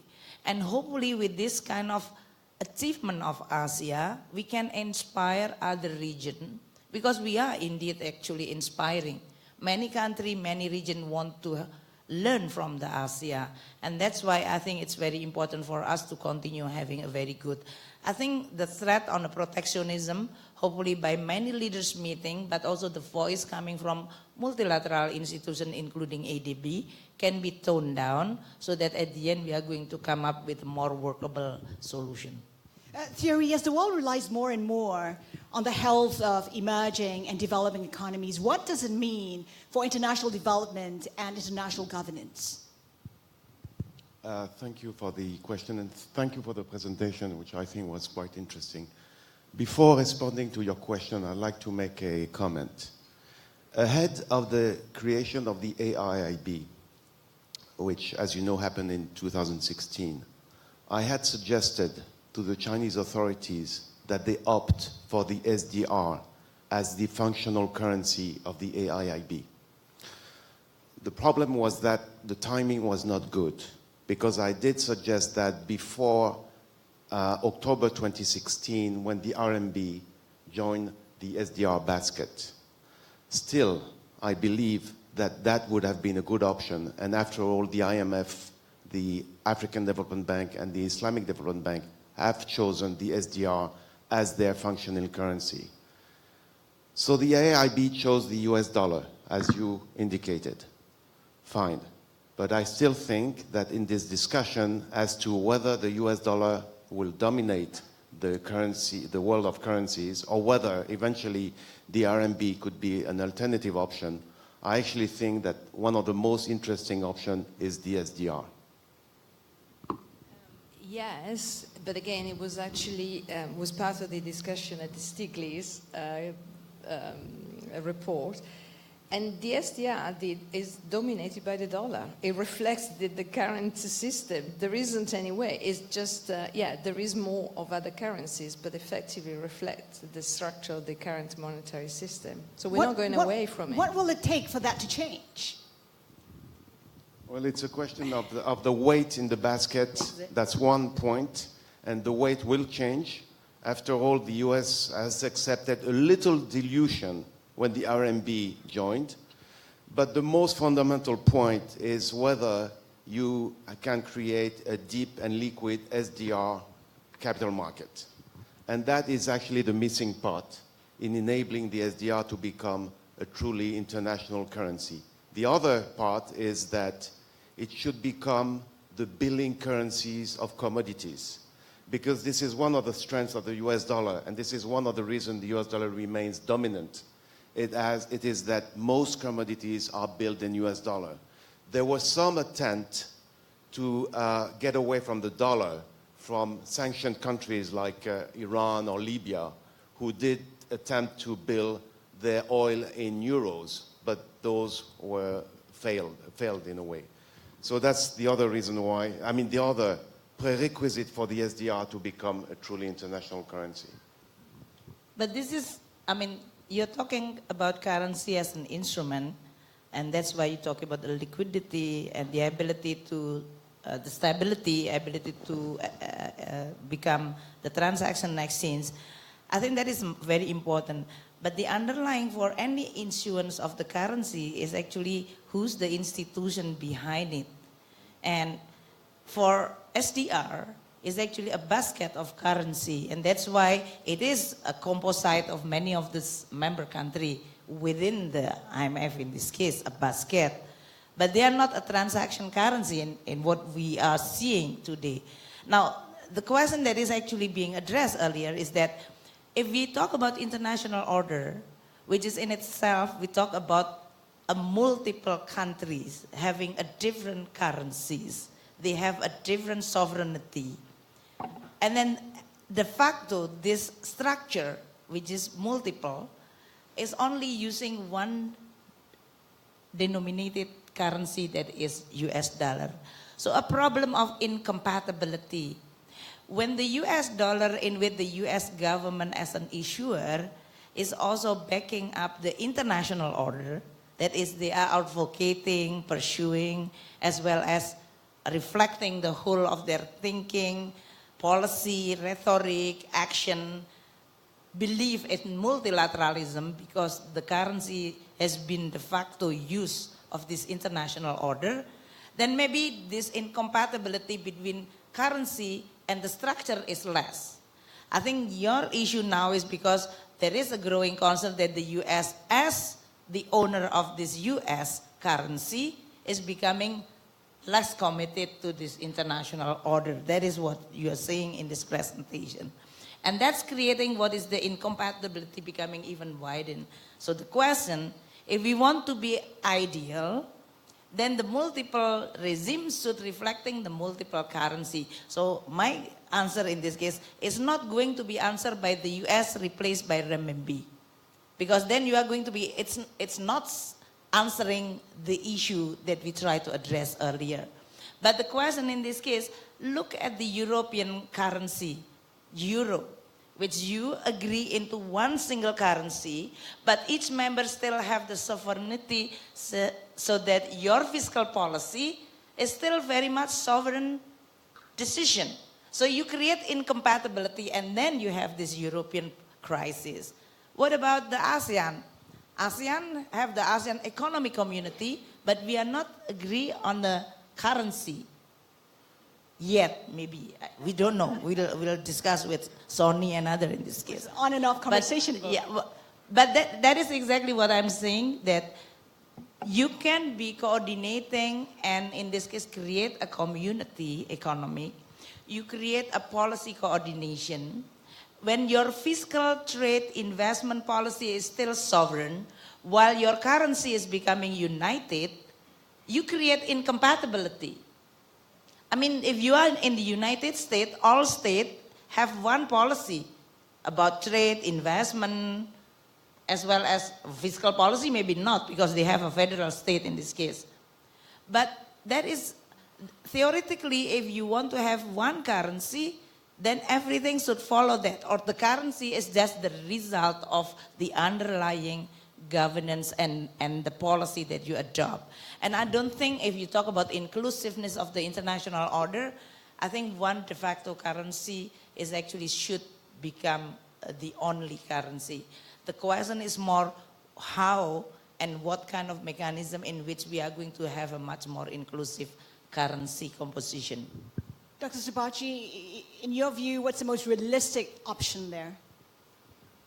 Well, I entirely agree with the Minister, but the most realistic option at the moment is exactly, and now we are, let's say at the policy-making level, there is this understanding that we are moving towards the ideal is to move towards a multi-currency system. And that's very much in the Chinese sort of, it's not an objective, it's never been declared as an objective, but this is the thinking. So the RMB has no ambition to become the new dollar, and it shouldn't be. And my understanding is China doesn't want to replace the United States as the sort of key player in the global order. It has to be more balanced.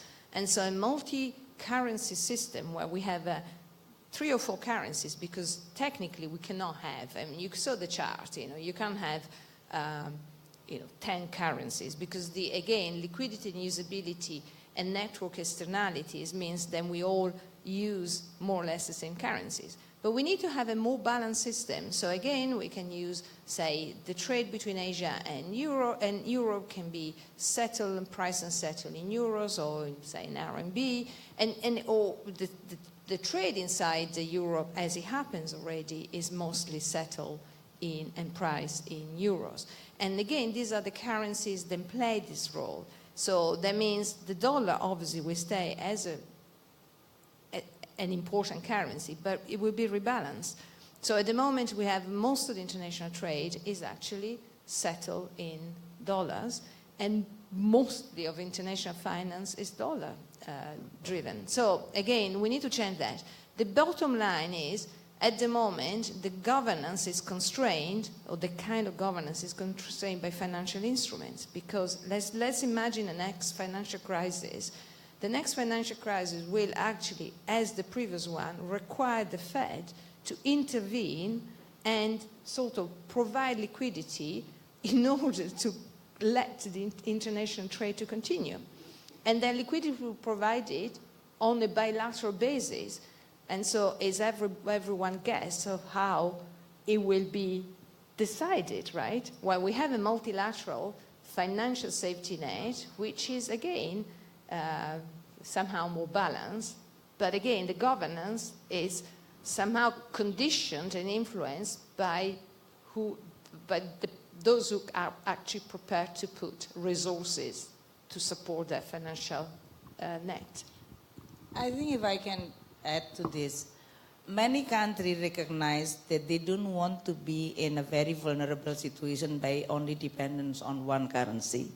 So for example, after the ASEAN financial crisis and then the global financial crisis, Indonesia, for example, in this case, we've already now developing a bilateral in which you have a safety net, financial safety net, in which Indonesia with Japan, Indonesia with China, Indonesia with South Korea, you look at your trading partner and you also look at the currency in which your debt, in the international debt, denominated based on what, then you try to address by diversifying your relationship as well as maybe a certain agreement, bilateral agreement, in order if you are going to face shock, then you are going to have a certain mechanism to settle or to stabilize. Second one, when you're talking about the regional cooperation, for example, like the Chiang Mai initiative, I mean, the spirit in the past is actually try to create the ASEAN way of financial safety net as an alternative to the global safety net which is managed by the IMF. But we also know that during this Chiang Mai initiative, portion of it, 30% if I'm not mistaken, is actually aligned with the IMF also. Why? Not because that we don't want to be exclusive, but because we recognize that in the nature of the crisis, you cannot manage it alone. You need cooperation even more when it is in crisis. That's why you create a cooperation or mechanism between Chiang Mai initiative aligned with what is going to be the global safety net under the IMF that will be governed under the IMF governance in this case. And this is exactly what I said. At the end, when we agree that the world is a global, which becoming less and less bordered, so borderless, then we have to recognize that first we can get the benefit of this globalization, but we also recognize there is a risk of it. And in order for each country to pursue this policy in which you can reap the benefit of globalization, while at the same time be responsible in addressing the risk of globalization, you have to be able to have the access of both this bilateral and multilateral. Then the international order need to build a structural governance and instrument in order for this international order to be able to function in a much more stable and predictable way. Meaning that they are not depending on one country, and especially when the country electing a certain president who has his view, I personally use the word his in this case, his view, that is going to affect the whole, the world. I think the international order need to be a little bit more, what you call it, safe and secure from this kind of situation. And maybe to complement that, there are two words I didn't heard. It's currency war. So we want to find a solution to avoid any currency war, which are obviously negative on both international trade and economic growth. Avoiding currency war means having fewer and fewer national currencies, because a national currency is actually a weapon used by an economy to protect its own needs as opposed to supporting international goals. So that's where I again advocate for the SDR solution, because I think that it addresses many of the weaknesses of the current monetary system, despite some of the challenges it faces. Thank you. And on that note, we have to wrap it up. Just like that, it's 25 minutes. Dr. Subachi, Thierry, Ibu, thank you so much for your thoughts today.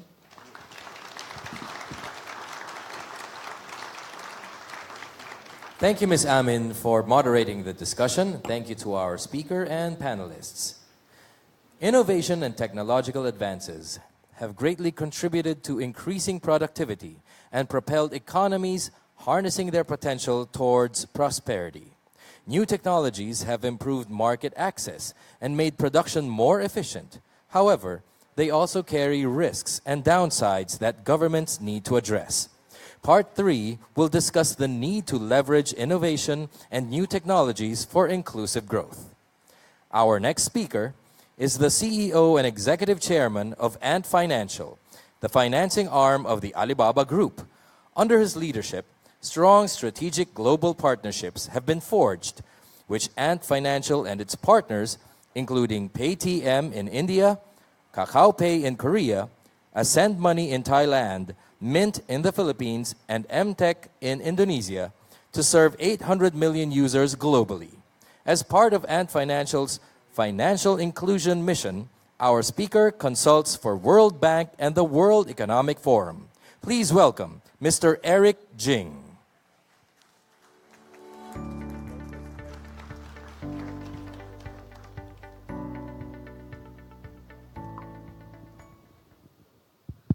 Secretary Domingos, distinguished guests, ladies and gentlemen, it's my great honor, great privilege to be here today to discussing with you the topics around using technology for the financial inclusion. In history, every technology revolution actually had profound impact on the financial sector. The fourth ongoing digital technology revolution will also help shaping the future of the financial systems, making the financial systems, making the financial service more inclusive, secure, transparent, trustworthy, and help to achieve the sustainable growth around the world. From my perspective, there are 4 pillars for the digital financial inclusion. Number 1 is the digital infrastructure. The broadband coverage, mobile phone penetration, or smartphone penetration. Secondly, is the enabling regulatory environment. That's why critical important. But right now, the fintech run fast over the regtech.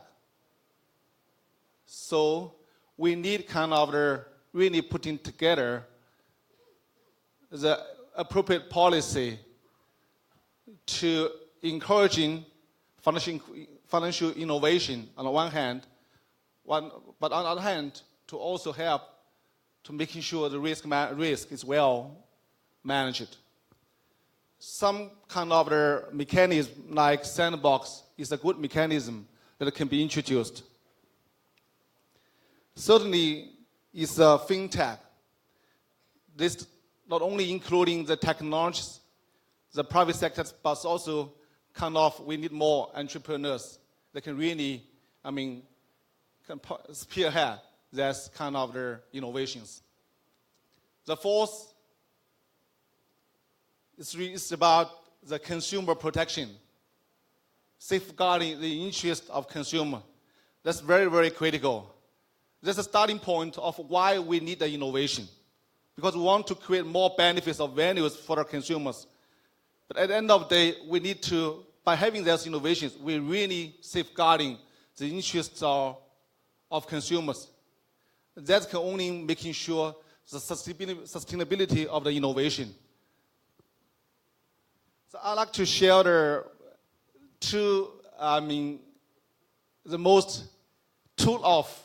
the most inclusive products of Ant Financial we have, kind of provided in the China market. Number 1 is the payment, Alipay. I think the payment is the most basic, financial activity that consumer needs. But previously, talk about payment, you talk about electronic payment, right? We need a kind of account there. But there's a very large threshold for people who really have account. I mean, the cost is also high. But right now, we have the mobile phone. That wallet becomes your account to get access to the digital payment, and in the future can also get access to, a digital financial service. Thanks to, our China regulators, they introducing very good, policies. One of the policy, for example, is the tiered KYC. I know, I met yesterday the regulators here, for Philippines.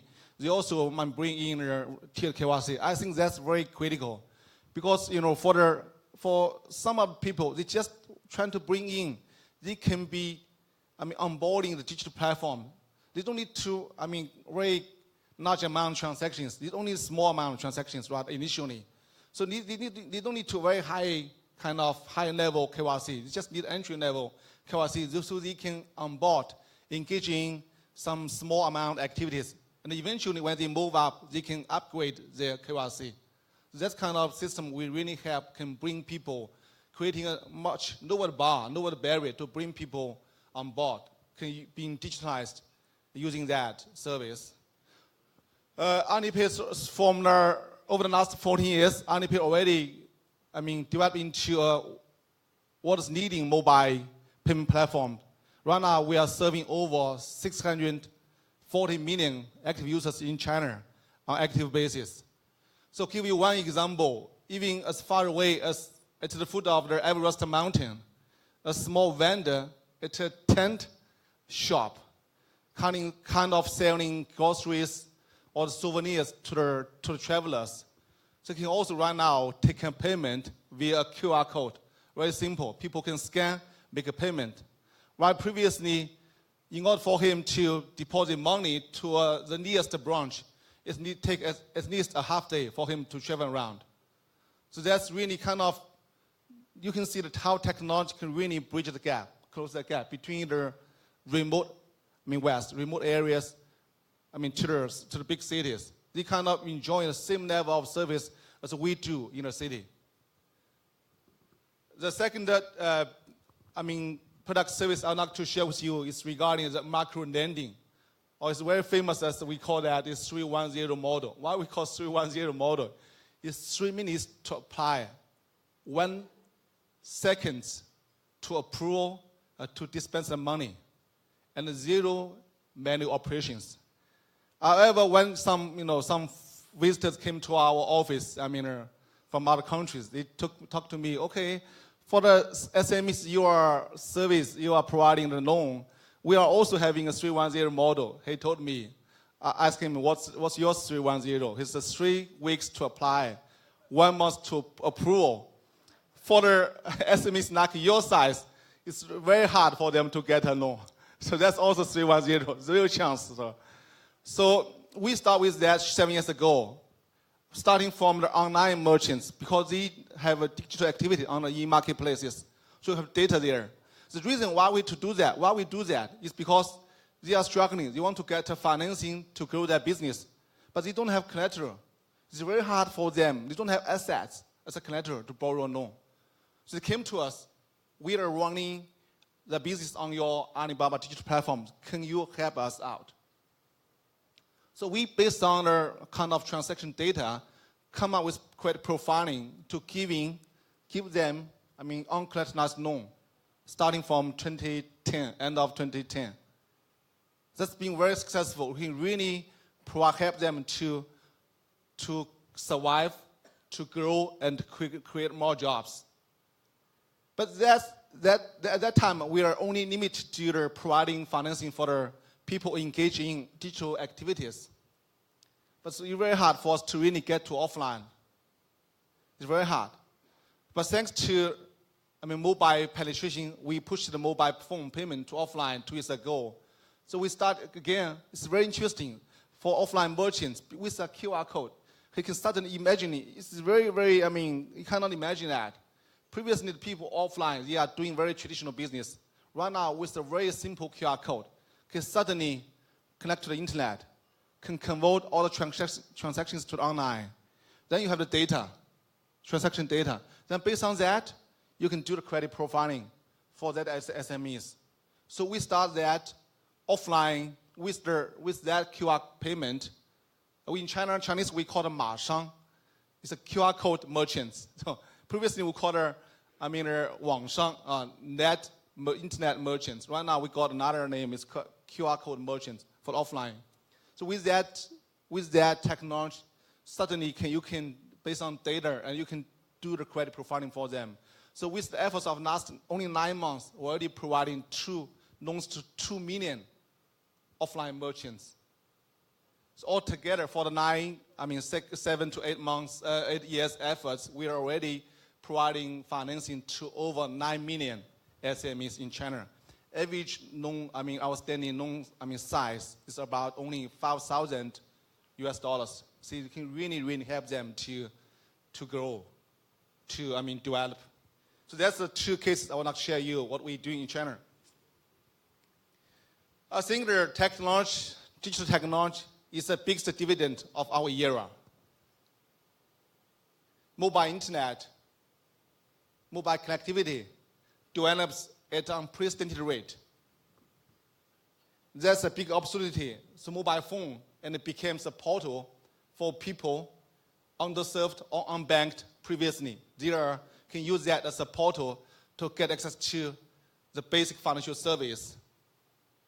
So it's really giving all the developing countries a leapfrog opportunity, can leapfrog the financial service and to drive financial inclusion.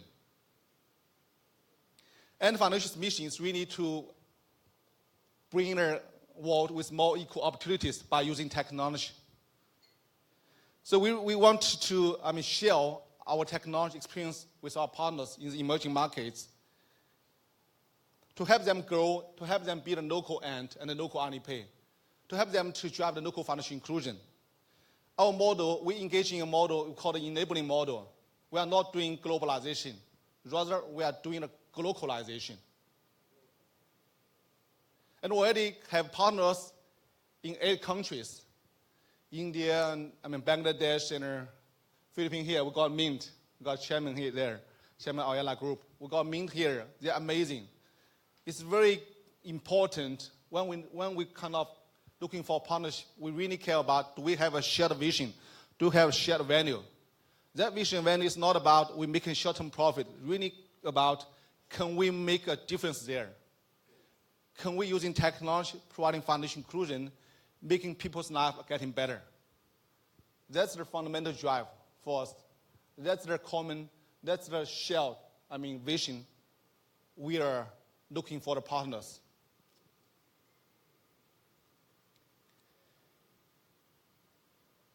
I think the purpose of financial service is really regarding to improve well-being for the people. So right now we have, at this era, at this point of time, we have a great opportunity, which is we can leverage digital technology to do that, to realize that at unprecedented rate. That opportunity has not came before. This is the right time. This is the right time for all of us. And if we're talking about the new technology, digital technology, the impact on the financial system, I would say if it's a long journey of 10 kilometers, we are just about 100 meters right now at this point. So still a long way to go. But we already can see the huge positive impact it's bringing to the whole society, to the SMEs, to the general public, to really bring so many underserved and unserved people to be financially inclusive. But going forward, looking ahead, we really need, joint efforts from all the stakeholders, public sector, private sector, and more entrepreneurs and more infrastructure. As I said earlier, that's 4 pillars that are very important. So by working together, we are very confident we will have a more sustainable future. We will win together. We will have a shared prosperity. Thank you. That's my conclude my sharing. Thank you.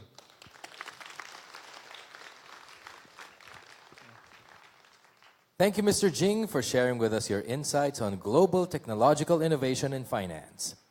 Let us now call on the moderator for panel discussion in Part 3.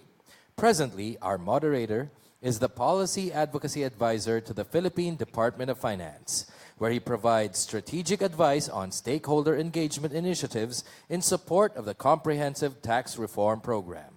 He was also head of public policy at Ayala Corporation, where he worked on strengthening the contribution of private enterprise to national development. Please welcome our moderator, Mr. Antonio Lambino.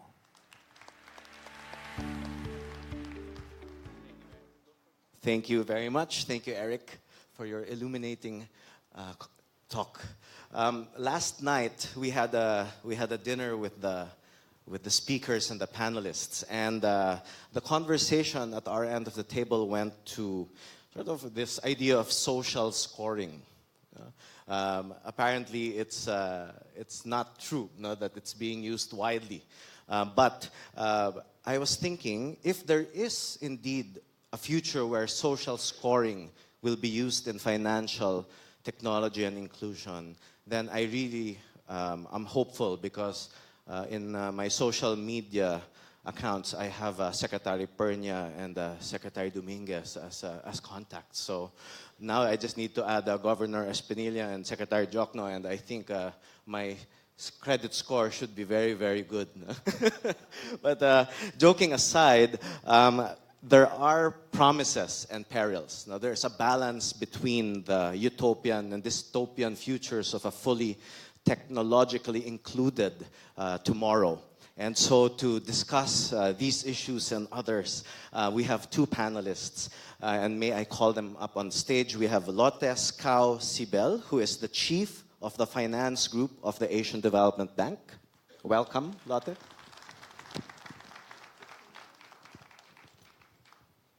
And we have Vikram Haksar, who is the Assistant Director of the Strategy, Policy, and Review Department of the International Monetary Fund. Vikram, thanks for joining us.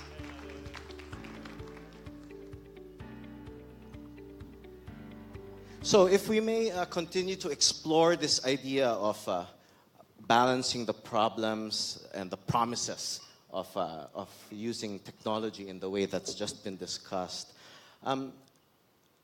Lotte, in your work, you look at strategic policy direction in this area. And Vikram, in your own work, cybersecurity is part of your portfolio. So we've heard a lot about the promises. What are some of the perils that we should be mindful of? Well, first of all, thank you, and thank you very much for a very interesting discussion, Eric. And we were quite also very fortunate to, in November last year, we had a FinTech forum here, and we had your colleague, Chen Long, was here, and he also gave a very insightful speech on Ant Financial and also on Alibaba. And I think what Ant Financial has accomplished is quite amazing in Alibaba, as well as that whole conglomerate, creating a whole omni-channel where everything is available in one application. Going back to ADB, so we focus on financial inclusion. We focus on those who are at the base of the pyramid, those who are financially excluded. And there are quite a few of them, and many of them also don't have an ID, and that's a big issue. So that is a big challenge. But going back to the digital financial technologies, I think that we have seen an enormous development these past years, where digital financial technologies are really changing how we communicate and how they change the lives of people, and especially those at the base of the pyramid, and also creating an opportunity for those who are at the base of the pyramid. And I think there are three main ways that they're accomplishing this, or the digital technologies. So digital technologies are really, they expand access to finance, they transform how we handle our finances, and they also create an enabling financial market that supports innovation, competition, and consumer protection. And I think the consumer protection is really quite important. When it all comes to the data privacy, there have been a lot of discussions recently with Facebook the Oxfam issue. So that's a big challenge that we have to address. So I think I'll stop there. I have lots more to say, but we will get to that. Thank you, Dr. Vikram. Thank you, Tony, and thank you very much to Secretary Dominguez, Governor Espinilla, and the Philippine authorities for hosting us here.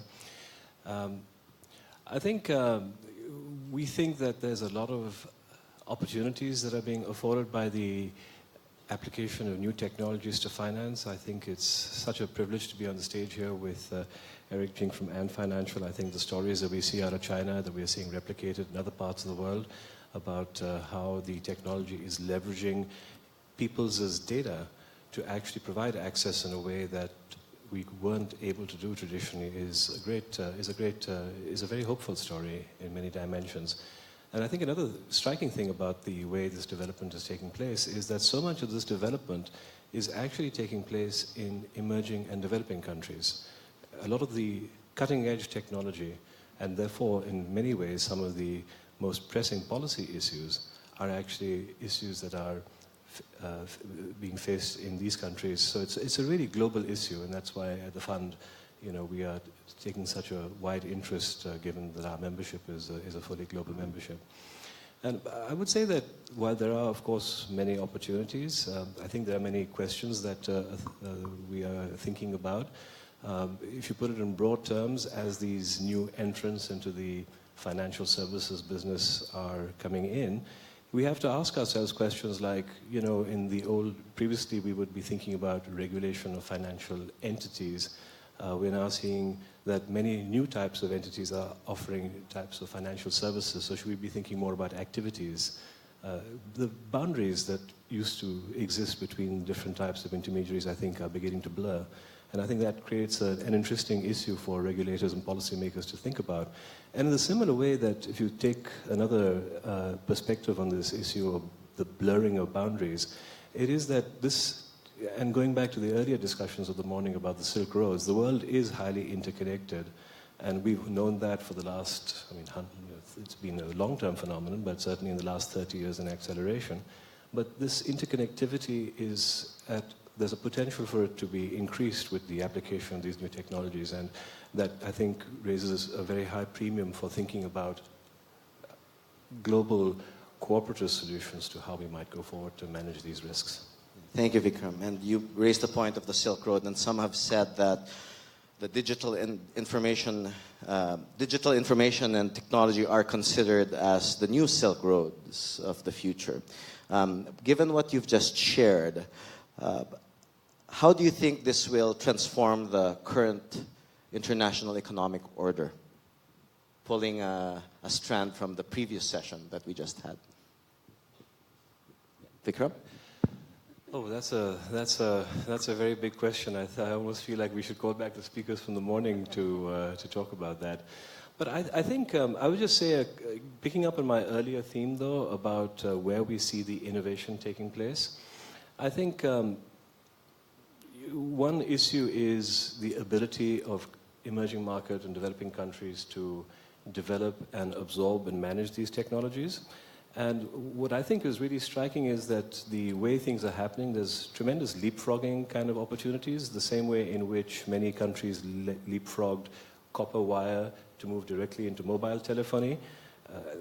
I think the mobile telephone now in itself is offering the ability to have access to so many new participants in the financial system. So I think that's going to be a very profound change, and this is something which will be very big in emerging markets and developing countries. But there are also people in advanced economies. I think about 10-12% of populations in advanced economies who don't have good access to financial services. So that's a lot of people as well, and I'd say that there are opportunities to be found universally. 800 million for Ant. Yeah. Yes. Yeah, I could just add to that. I mean, I do think there's a lot of opportunity to leapfrog, and especially in those countries that are less developed, because they don't have the legacy systems, so they really don't have much to fix. So they can really use these technologies and make a very big difference. And then stepping a little bit back and looking at something even more basic. So if you provide access to finance, you also provide people with the means to make payments, to save, to get credit and invest. And this then allows them to consume more And it creates a virtuous cycle where you can then increase production, which leads to more jobs, higher incomes, and economic prosperity. So there is a lot of opportunity. You raise a fundamental point. Inclusion implies use. And you mentioned last night that in your home country, Sweden, less than 3% of transactions are made in cash. How do we rethink and reimagine our products so that they're more customer-centric?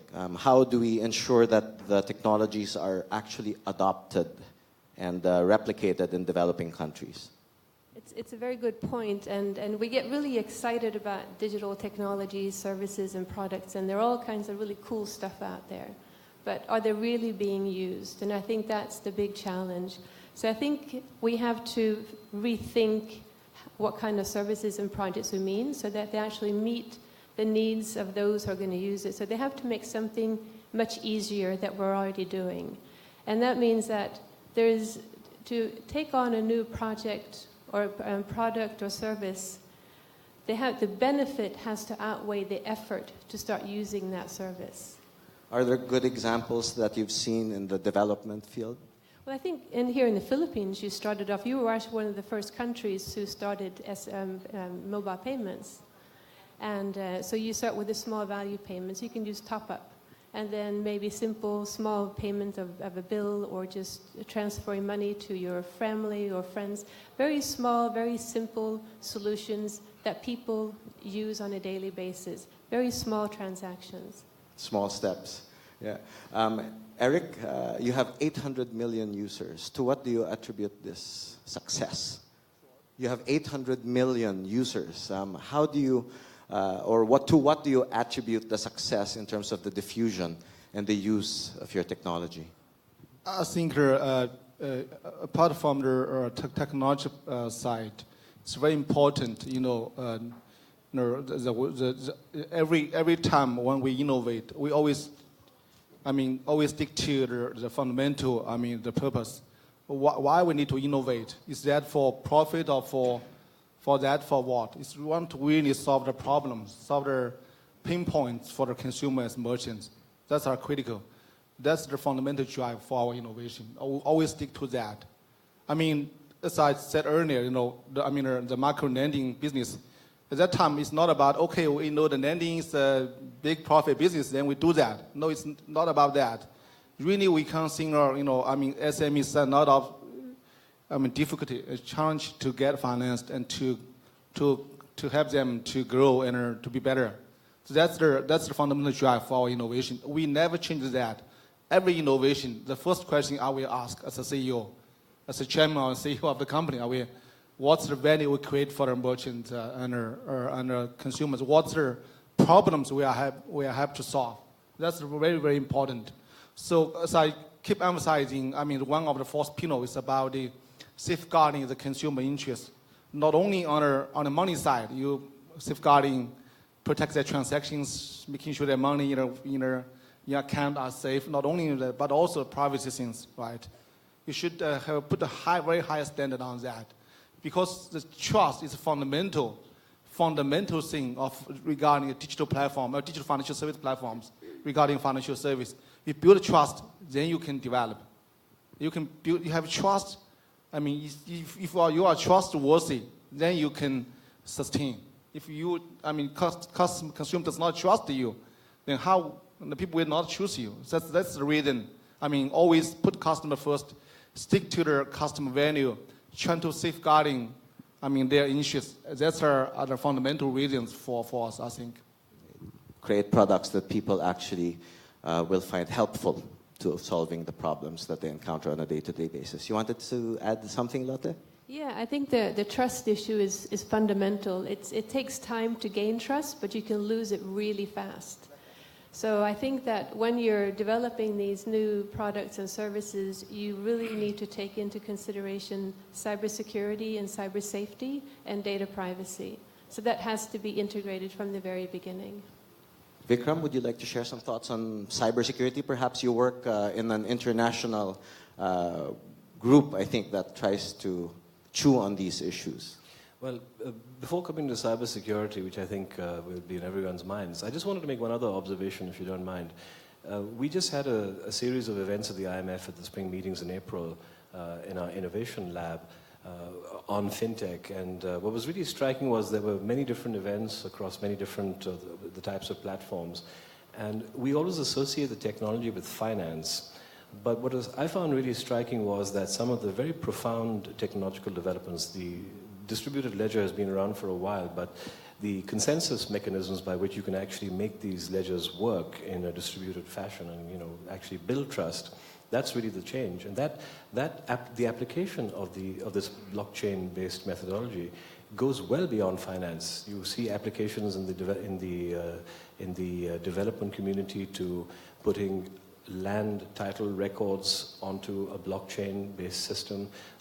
There are applications in the healthcare business where if anybody who's run a hospital knows that keeping track of billing inside of a hospital is an extremely complicated task. You can put this on a blockchain. And of course, banks are going to use this also to foster efficiencies in their back office operations as well. So there's a lot of hype about the fintech. We're here with someone who is not about hype, and financial is doing very big things. But there's a lot of emphasis these days on ICOs and other types of high-profile activities. I think it's useful sometimes to just come back and remember that the underlying technology has got a lot of applications as well. Yeah, and you raise an important point that it's just not about fintech, although it's an important part of all of this. There's other stuff coming out of AI, automation, big data, etc. New industries are being created. New sets of skills will be needed from workforces globally.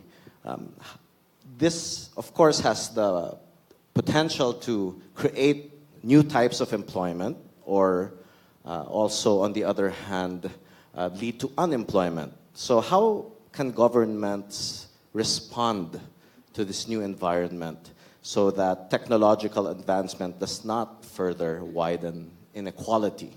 How do we avoid displacement of workers? Well, I could say a little bit about that. At the fund, we've been doing a lot of thinking on the future of work. This is work that's been done in the context of the G20, the Argentine presidency as well. So there's a bunch of papers on this. And there are, I would say, things to think about. Education, labor market flexibility, giving people portability of benefits so that if they need to move jobs, they can do it in a way that's supported. These are all things that people will talk about. But there are also things which are, I think, very important for EMDCs, such as increasing internet access. I mean, Eric was speaking about the innovations that Ant has made to allowing for offline settlement of transactions. But I think one of the SDGs is universal internet access as a right for people to have. So I think these kinds of developments, which will require public-private partnerships and developing infrastructure and thinking about how to organize markets for internet service delivery, these are areas in which I would say there's a significant scope to make labor forces more agile and people be in a position to adapt to the changing structure of the labor market. Lotte? I can add not so much on the labor, but on the government and on the legal and regulatory framework. As a former regulator in Sweden, I also know that regulators are usually one step behind the innovators, and you alluded to that as well. So it's really important in this technology-driven financial sector that we have that we really rethink how we conduct supervision and regulation. So this really supervision regulation has to enable innovation, maintain consumer protection, promote competition, and also focus on stability. It's not an easy thing to do, but that's what we have to do. And this is when you get back to the regulatory sandboxes and how they play a very important role in allowing to test new technologies in a very safe environment before you roll it out. And I believe Governor Espinilla is actually leading some of that work now in creating sandboxes for this. But Eric, if we could give you the last word. So these digital Silk Roads have lots of potential, but there is the issue of inequality as well, which through centuries has not been addressed since the Byzantine period. How do we harness these potentials of the new Silk Roads to realize inclusive development to a level that we have not seen before? I think the old, Silk Road, they have sort of, there was not it was not a hybrid to reaching out to the people beyond their physical locations. So it's basically have some, restrictions on boundaries. You can only finish limited number of the people, because only really relies on the physical connection, those things. But digital connection can really providing a network, can reaching out to everyone, every individual, every SME. So by really utilizing digital technology, they can really kind of eliminating those equality. That's the best opportunity, I think. I think from what we are, from the case are just showing the small, the small vendor, even as far away at the foot of Everest Mountain, Himalaya Mountain, he can use the simply QR code, take a payment. See how can technology change so rapidly, right? You can't imagine we can have a physical office there to serve him, right? You cannot imagine. Cost does not justify. No one will do that. It's not sustainable. But with the technology, can really change that service landscapes. So I would think the digital Silk Road.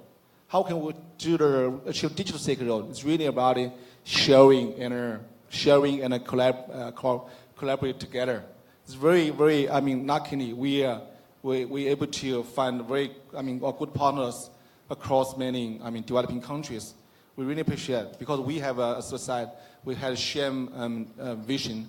So with the right technology, with those partnerships, be collaborative, we can change that, make this time, this e-Silk Road or digital Silk Road can really giving us, a good opportunity to eliminate the inequalities.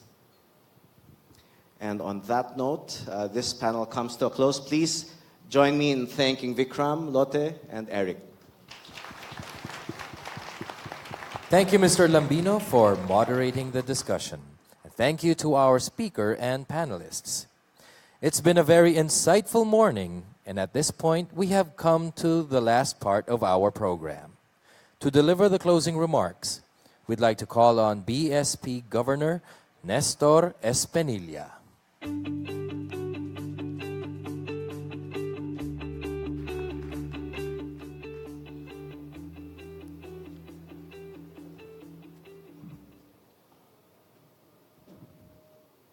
ADB President Takahiko Nakao, Chair of the ADB Board of Governors and Finance Secretary Carlos G. Dominguez III, distinguished guests and speakers, good morning.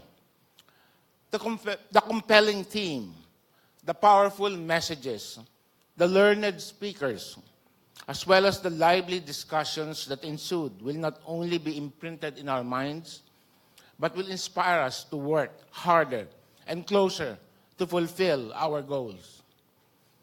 The motivation to network, cooperate, and collaborate is one that is ingrained in our common histories and in our very nature as global citizens. This week, we were reminded of the shared intrinsic drive in the most fortunate way when we revisited the Silk Road, discussed by an outstanding historian who authored a bestseller on the topic. Professor Peter Frankopan impressively granted us greater understanding of the past so that we could make better sense of the present. For me, the discussion served as a reminder that to march on to the future, we must wholeheartedly embrace our natural desire and need to continuously develop and grow to the sharing and trading, not only of resources, goods, products, and services, but also of precious, innovative, and transformative ideas. For instance, the launch of the current Chinese government's One Belt, One Road initiative was inspired by the Silk Road initiative. The billions being poured into a reinvented and modern Silk Road comprising a network of around 60 countries in Asia and Europe, will result in physical connections through land bridges, railways, utility grids, and maritime highways. It will birth a new ecosystem of integrating networks which will benefit the Philippines among many countries in terms of the global and regional supply chains.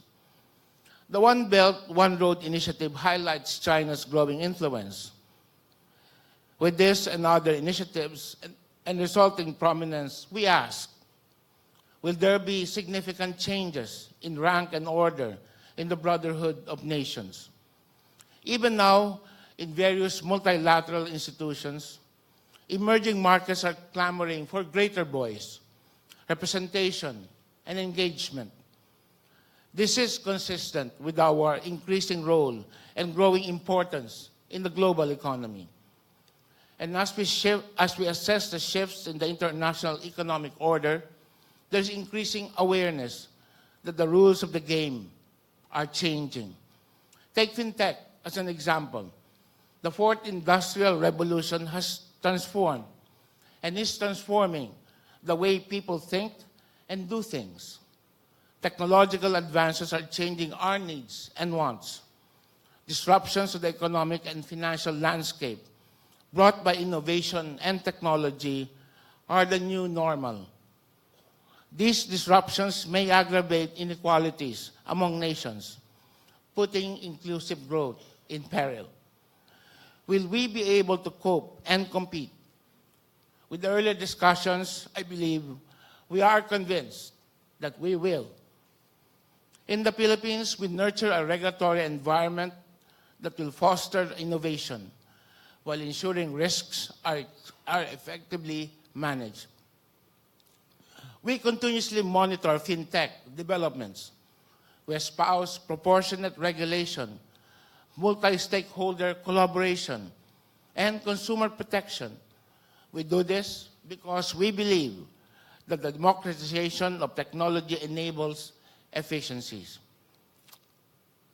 The phenomenon of fintech, while new and exciting, shares commonalities with the Silk Road.